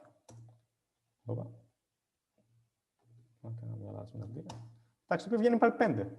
Έτσι. Έχουμε απλοποιήσει λίγο τέτοια. Αντί να γράφουμε τώρα όλο αυτό το χάος εκεί με πράξεις κτλ. Έχουμε χάσει κάποιες βοηθητικές μεταβλητές εδώ πέρα, το F και το F παπάγια, και θα φτιάξουμε μετά το χ με βάση αυτές τις μεταβλητές. Αν θέλαμε να λέγαμε το χ είναι μόνο, ας πούμε, οι γάτες και τα λιοντάρια, το γράφαμε έτσι και είναι το 6. Το οποίο, άμα κάνουμε 6 σε binary για να το δούμε ότι όντως είναι αυτό, είναι αυτό όντως, έτσι. Έχουμε 1, 1, 0. Γιατί είπαμε θέλουμε το πρώτο και το δεύτερο, το οποίο είναι αυτά τα δύο. Έτσι. Αυτά σε βασικό concept είναι το πώς συμπιέζουμε αριθμούς μέσω αριθμούς. Και όταν αυτό είναι, οι αριθμοί μπορεί να είναι 0 ή 1, λέμε ότι αυτό είναι bit fields. Έτσι. Ή όχι bit fields. Υπάρχουν διάφορες ολογίες, αλλά οι bit flags ή οτιδήποτε τέτοιο. Συνήθως bit flags. Bit fields είναι λίγο κάτι άλλο συνήθως. Εντάξει. Νομίζω έχω λίγο σημειώσει γι' αυτό. Τι ώρα είναι, έχουμε ακόμα λίγο. Εδώ είναι.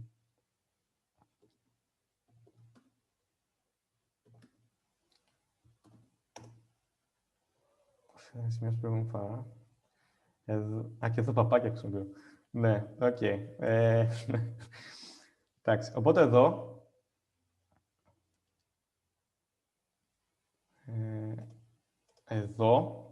εντάξει, αυτό που είπαμε πριν. Και εδώ επίσης μπορούμε να δούμε και λίγο... Εντάξει, έχουμε γράψει αυτό που είπαμε και πριν ακριβώς. Εντάξει. Και εδώ ουσιαστικά βλέπουμε ότι άμα πούμε, ας πούμε, F παπάκια και F cuts, αυτό που γίνεται είναι, έχουμε ορίσει εδώ τα παπάκια και αυτά λεπτά, που όρισα πριν, έτσι. Το 1, 2, 4, το οποίο είναι τα διαδικά 1, 10 και 100.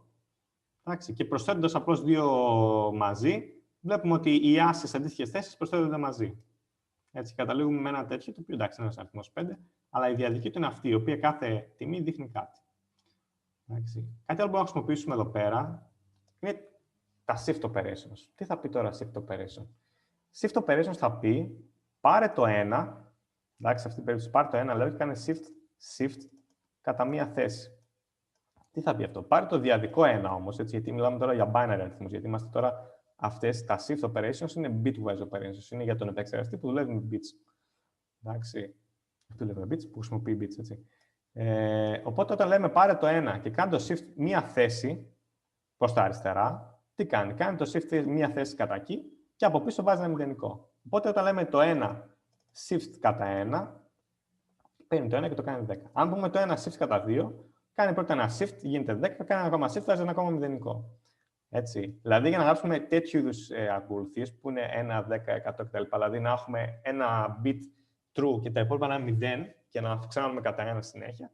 Στον κώδικα το γράφουμε με αυτόν τον τρόπο για να είναι πιο εύκολο. Έτσι, βάζουμε μετά, γράφουμε 1, 2, 4, 8 κτλ. Που είναι λίγο πιο δύσκολο το κατανοήσουμε. Εντάξει, πάλι καταλαβαίνετε τι λέμε. Απλώς το γράφουμε έτσι για να είναι πιο απλό. Για να έχουμε ουσιαστικά εδώ το 1, shift και πώς θες να κάνουμε shift. Το οποίο ουσιαστικά, αν μπορείτε να το δείτε, και ως δύναμη. Έτσι. Υψώνουμε το 1, όχι το 1, υψώνουμε το 2 στη δύναμη 2, ας πούμε. Έτσι. Το οποίο είναι το 4. Είναι το 4? Είναι το 4, ναι. Γιατί επειδή υπάρχει η binary αριθμή είναι πώς αποθηκεύεται στον υπολογιστή, το shift operation τυχαίνει στο 1 πάνω, τυχαίνει να είναι ίδιο με το 2 στον υψώνουμε σε μια δύναμη. Πάτε και πριν εσείς. Εντάξει. Αυτό είναι περίεργο θέμα, είναι παράξενο. Πιστεύω ότι άμα το δείτε 2-3 φορές το βίντεο, θα το καταλάβετε σε κάποια φάση και αν κάνετε το κοινό μόνοι σας. Δεν είναι να το πιάσετε με τη μία, ας πούμε. Εγώ, εντάξει, είναι λίγο δύσκολο θέμα αυτό. Okay. Και ένα ακόμα θέμα που καταλήγει το οποίο δεν είναι αναγκαστικό να το χρησιμοποιήσετε, να το ξέρετε, αλλά αυτό που πάλι καταλήγει μας βοηθάει γιατί το σύστημα αποθηκεύει σε διαδικές μορφές, είναι το bitwise end. Εντάξει, ας πούμε εδώ τώρα έχουμε το χ που είναι 5 που είπαμε και πριν, το οποίο σημαίνει το 5 ότι έχουμε γάτες, δεν έχουμε λιοντάρια και έχουμε παπάκια. Έτσι. Και μπορούμε να χρησιμοποιήσουμε το end και να πούμε ότι θέλουμε το χ end και τις γάτες. Τι κάνει αυτό τώρα? Παίρνει το χ, το οποίο είναι το 1,01, που είπαμε και πριν, το 5 δηλαδή, και κάνει end operations μαζί με το flag που έχουμε βγάλει εδώ για τις γάτες, το field που έχουμε βγάλει για τις γάτες, το οποίο είναι το 1,00. Και τι γίνεται? Αφού κάνει end εδώ πέρα, αν το χ μέσα είχε τις γάτες ήδη, δηλαδή υπάρχει ταύτιση αυτού του ενός με αυτού του ενός, γίνεται το end και καταλήγει να υπάρχει κάτι από κάτω. Αν δεν υπήρχε αυτό εδώ πέρα, δηλαδή στην ίδια περίπτωση, άμα βάλουμε το f-lion, στο οποίο είναι το 10, έτσι, βλέπουμε ότι εδώ κανένα άσος μάζος δεν ταυτίζεται, οπότε το αποτέλεσμα που καταλήγει να έχουμε είναι όλα μηδενικά. Έτσι. Οπότε με αυτή την πράξη μπορούμε να καταλάβουμε άμα οι γάτες υπάρχουν στο χ. Και πώς το καταλαβαίνουμε αυτό? Άμα επιστρέψει οτιδήποτε, έτσι, δηλαδή οτιδήποτε κάνει match για κάποιο λόγο, τότε ή έχει κάνει match. Οποιοδήποτε τιμή πέρα του μηδενός, έτσι, σημαίνει ότι κάνει match αυτό. Δηλαδή οι γάτες υπάρχουν εδώ μέσα. Τα lions δεν υπάρχουν εδώ μέσα γιατί επιστρέφει το 0. Αυτό το είπα λίγο περίπλοκα. Εντάξει, μπορεί να το πούμε με τον καλύτερο τρόπο, αλλά αυτό είναι αυτό. Τι έκαμε τώρα. Εντάξει. Θα ρωτήσω απορίες πάνω σε αυτό. Λογικά έχετε. Λογικά κάποιοι δεν έχετε καταλάβει τίποτα. Είναι λογικό. Είναι λίγο δύσκολο. Αλλά έτσι μπορείς να το πω. Έτσι, δεν ξέρω. Συγγνώμη. Αυτό θα το χρησιμοποιήσουμε κάπου. Αυτό, ναι. Τώρα στην άσκηση. Ας πάμε τώρα γιατί είπαμε όλο αυτό το πράγμα. Δεν είναι ξεκάθαρο ότι πρέπει να το χρησιμοποιήσετε έτσι με κάποιο τρόπο. Απλώς δίνετε το hint. Πού την έχω την άσκηση? Πάμε στην σελίδα της σχολής. Για το control τα θέλουμε που είναι μέσα στο header, νομίζω. Ναι, αυτό ακριβώς ισχύει. Το θέμα εκεί ποιο γίνεται? Ποιο είναι το θέμα εκεί? Πού είναι αυτό? Εδώ, άμα δείτε, ας πούμε, αυτό που γίνεται στο control είναι ένα field που έχει 16 bits. Εντάξει. Και εδώ τώρα τι λέμε? Λέμε ότι το πρώτο ή το τελευταίο, ανάλογα πώς το βλέπεις, έτσι. Εγώ, ας πούμε, είπα ότι στο συγκεκριμένο παράδειγμα εδώ που κάναμε εμείς, που το κλείσα. Στο συγκεκριμένο παράδειγμα που κάναμε εμείς, είχαμε πει, ας πούμε, ότι έχουμε γάτες, λιοντάρια και παπάκια. Ας πούμε. Τώρα εδώ, αυτό που έχουμε είναι το ACK, το reset, το syn και το fin. Τι θα πει αυτό τώρα? Θα πει ότι συνήθως ένα message είναι, ας πούμε, syn. Έτσι κάνει synchronize, είναι το πρώτο που στέλνουμε. Ή μπορεί να είναι acknowledge. Ή μπορεί να είναι και τα δύο μαζί. Εκεί είναι το θέμα τώρα. Άμα είναι και τα δύο μαζί, τι πρέπει να κάνεις? Πρέπει να πάρεις αυτό το field εδώ του control, να είναι όλα μηδενικά, και εκεί που είναι το ACK να είναι 1, και εκεί που είναι το syn να είναι 1. Έτσι, οπότε είναι σαν να λέμε πριν αντί να έχω γάτες, να έχω κτλ. Λέμε αν έχω ACK, αν έχω syn, αν έχω fin κτλ. Εδώ το θέμα είναι ότι μπορείτε να το κάνετε λίγο πιο εύκολα, γιατί είναι συγκεκριμένες περιπτώσεις των πραγμάτων που μπορεί να έχεις. Μπορεί να έχεις όλους τους πιθανούς συνδυασμούς. Οπότε, αν θέλετε να το κάνετε λίγο πιο χειροκίνητα, OK. Δηλαδή, εδώ σας λέει ότι αυτό το bit με τη θέση αυτήν άσο και όλα τα άλλα 0 σημαίνει fin. Αν θέλετε να το δείτε αυτό εσείς σε ποιο αριθμό αντιστοιχεί και να το κάνετε με αριθμούς κτλ. OK. Αν θέλετε να το κάνετε με bitwise operations, μπορείτε να ορίσετε αυτά εγώ που έλεγα field, cut ή field κτλ. Που να είναι αυτά τα 4. Έτσι, να δείτε ποια αριθμοί αντιστοιχούν σε αυτά τα 4 και μετά να κάνετε πράξεις με αυτά. Αν θέλετε, ας πούμε, ένα μήνυμα να το κάνετε και ACK και SYN, θα κάνετε αυτό το field ID που έχετε κάνει πριν, αυτό που έκανα εγώ με το fcut κτλ. Και να κάνετε ένα για τα ACK και το SYN κτλ. Επίσης, εδώ θα σας βοηθήσει και το enum που υπάρχει στη C, αν θέλετε να το χρησιμοποιήσετε, το οποίο βοηθάει να κάνετε τέτοιες κατασκευές. Έτσι, να ορίσετε, ας πούμε, πολλαπλές τιμές που να είναι, ας πούμε, σε ένα ίδιο namespace για να είναι πιο εύκολο. Το enum, αν θέλετε το χρησιμοποιείτε, αν θέλετε όχι. Αλλά αυτό που είπα, είτε το χρησιμοποιείτε είτε δεν θέλετε, θα μπορούσε να σας βοηθήσει εδώ πέρα. Εντάξει, δεν το θεωρώ τόσο σημαντικό εγώ στη συνεργασία αυτό. Εντάξει. Δηλαδή, για μένα το κάνετε έτσι, το κάνετε με ένα δικό σας τρόπο, αλλά να υπάρχει αυτό το στυλ έτσι. Εντάξει, άμα το κάνετε ανάποδα, ας πούμε, βάλτε το fin στην αρχή, δηλαδή δείτε τη σειρά ανάποδα, εντάξει, δεν πειράζει. Αλλά αυτό είναι αυτό που προτείνετε στην άσκηση να το κάνετε με αυτόν τον τρόπο. Εντάξει, τώρα η σειρά των bits είναι λίγο. Είναι ένα άλλο θέμα στον προγραμματισμό, στην επιστήμη του πλουστού γενικότερα, με ποια σειρά βάζουμε τα bits και τι είναι το endianness και τι είναι όλα αυτά τα πράγματα. Δεν θα υπάρχει θέμα σε αυτό. Και ανάποδα να το κάνετε, δεν μας πειράζει. Το θέμα είναι να υπάρχει αυτό ο συνδυασμός. Μπορεί να είναι και ACK και fin μαζί ταυτόχρονα. Έτσι. Το οποίο και όντως σε κάποια πακέτα είναι, ας πούμε. Εδώ έχουμε και SYN και ACK, ας πούμε. Δηλαδή, πώς θα κάνουμε και αυτά τα δύο να είναι ότι αυτό το πακέτο είναι και τα δύο μαζί. Σημαίνει ότι σε αυτό το control flow πρέπει και το ACK να είναι άσος και το SYN να είναι άσος και τα άλλα να είναι μηδενικά. Και πώς θα το τσεκάρουμε αυτό? Ή με bitwise operations, ή με διαιρέσεις με το 2 μέχρι να πάμε και θέλουμε και μετά ένα μόντζουλο, ό,τι θέλετε. Αυτή είναι μια γενική ιδέα. Το πήγα λίγο γενικά, έτσι ξεκίνησα από δεκάδες κτλ. Για να σας δείξω λίγο την εικόνα. Έτσι είναι πιο καλύτερο νομίζω να ξέρετε τη θεωρία παρά να ξέρετε την πράξη πώς ακριβώς δουλεύει. Ότι γι' αυτό χρησιμοποιούμε τις τεχνικές. Και δεν έχει να κάνει μόνο έτσι με τη δύναμη του 2. Μπορεί κάποιος να πει θέλω με τη δύναμη του 8. Έτσι, μπορεί να πει κάποιος θέλω να αποθηκεύσω το 45. Και το προηγούμενο fields έχει μόνο 8 δυνατές πιθανότητες. Πώς θα κάνω 6 συν 8 τέτοια. Και μετά, ας πούμε, μπορείτε να κάνετε εδώ, άμα αυτό έχει 100 πιθανές τιμές, μπορείτε να κάνετε 600 επί 8 που είναι το ένα, επί 100. Τέλος πάντων, μπορείτε να κάνετε τι θέλετε εδώ πέρα. Έτσι. Δηλαδή, εγώ απλώς χρησιμοποιούσα τη διαβάση παντού. Μπορείτε να χρησιμοποιήσετε διαφορετικές βάσεις. Όχι για το συγκεκριμένο παράδειγμα, απλώς γενικά σαν ιδέα. Και αυτό μπορεί να χρησιμοποιείτε σε μικροελεγκτές και τέτοια πράγματα, όταν θέλετε να πακετάρετε πληροφορία πολύ μαζί. Τώρα σε προγραμματισμό high level κλπ. Δεν το συναντάτε αυτό πολύ συχνά. Αλλά ειδικά σε μικροελεγκτές, πακέτα networks κτλ. Που κάνουν τέτοια πράγματα, σε registers μέσα σε CPUs κτλ. Τέτοιου είδους operations ώστε να πακετάρουμε πληροφορίες ώστε να δω πιο πολύ γίνεται στα bytes, να μην έχουμε δηλαδή bytes που δεν χρησιμοποιούνται, είναι πολύ γνωστή, χρησιμοποιείται πολύ συχνά.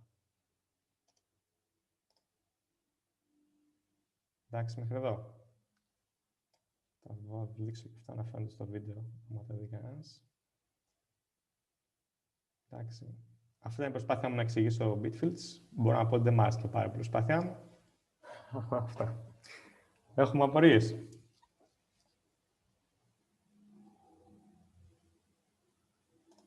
Έχουμε ένα μήνυμα στο chat. Θα ανεβούν αυτά τα notes. Αυτά τα notes δεν θα ανεβούν τώρα γιατί δεν είναι τίποτα. Τα βλέπετε στο βίντεο, έτσι. Δεν είναι τίποτα. Είναι αυτή η σελίδα.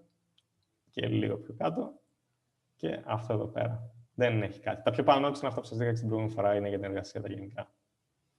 Εντάξει. Και επίσης υπήρχε τη λέξη παπάκια μέσα. Δεν ξέρω αν μπορώ να τα ανεβάσω κάπου. Εντάξει. Αλλά θα το δείτε στο βίντεο, έτσι δεν είναι κάτι. Και νομίζω. Εντάξει, σας κάλυψε αυτό. Θα ανεβώ στο YouTube. Θα στείλω και email όταν θα ανεβώ στο YouTube. Εντάξει. Άλλη απορία και κλείνουμε. Γενική. Μάσκες μπορούμε να διαβάσουμε για μάσκες που... Ναι, η μάσκα είναι αυτό ουσιαστικά εδώ, το TEF που λέω εγώ, μπορεί να το πεις και μάσκα. Όχι μπορεί να το πεις, συνήθως λέγεται μάσκα. Εγώ, επειδή τώρα θα πω, έχουμε από γλώσσες προγραμματισμού, το οποίο δεν είναι τόσο C-oriented, εντάξει, το επαφή από την έννοια field. Αλλά ναι, μια άλλη αντί για field, συνήθως λέει, μπορεί να το πεις και mask ή παπάκια κάθετος mask, οτιδήποτε κάτι τέτοιο. Ουσιαστικά αυτό είναι ένα mask. Γιατί το λέμε mask, γιατί άμα το κάνουμε με end ουσιαστικά πάνω σε αυτό, η μάσκα το μόνο που αφήνει να περάσει κάτω είναι αυτό εδώ που είναι άσος. Ό,τι άλλο έχει 0, τα μπλοκάρει και ουσιαστικά δεν πάνε αυτά από κάτω. Έτσι είναι το bitwise end αυτό το πράγμα. Εντάξει, οπότε γι' αυτό συνήθως λέγεται mask. Εντάξει, και μπορεί εγώ να το λέω λάθος που έβαλα το φύγω να βάλω M εδώ πέρα, καλύτερα. Ναι, πολύ καλή παρατήρηση. Ευχαριστώ.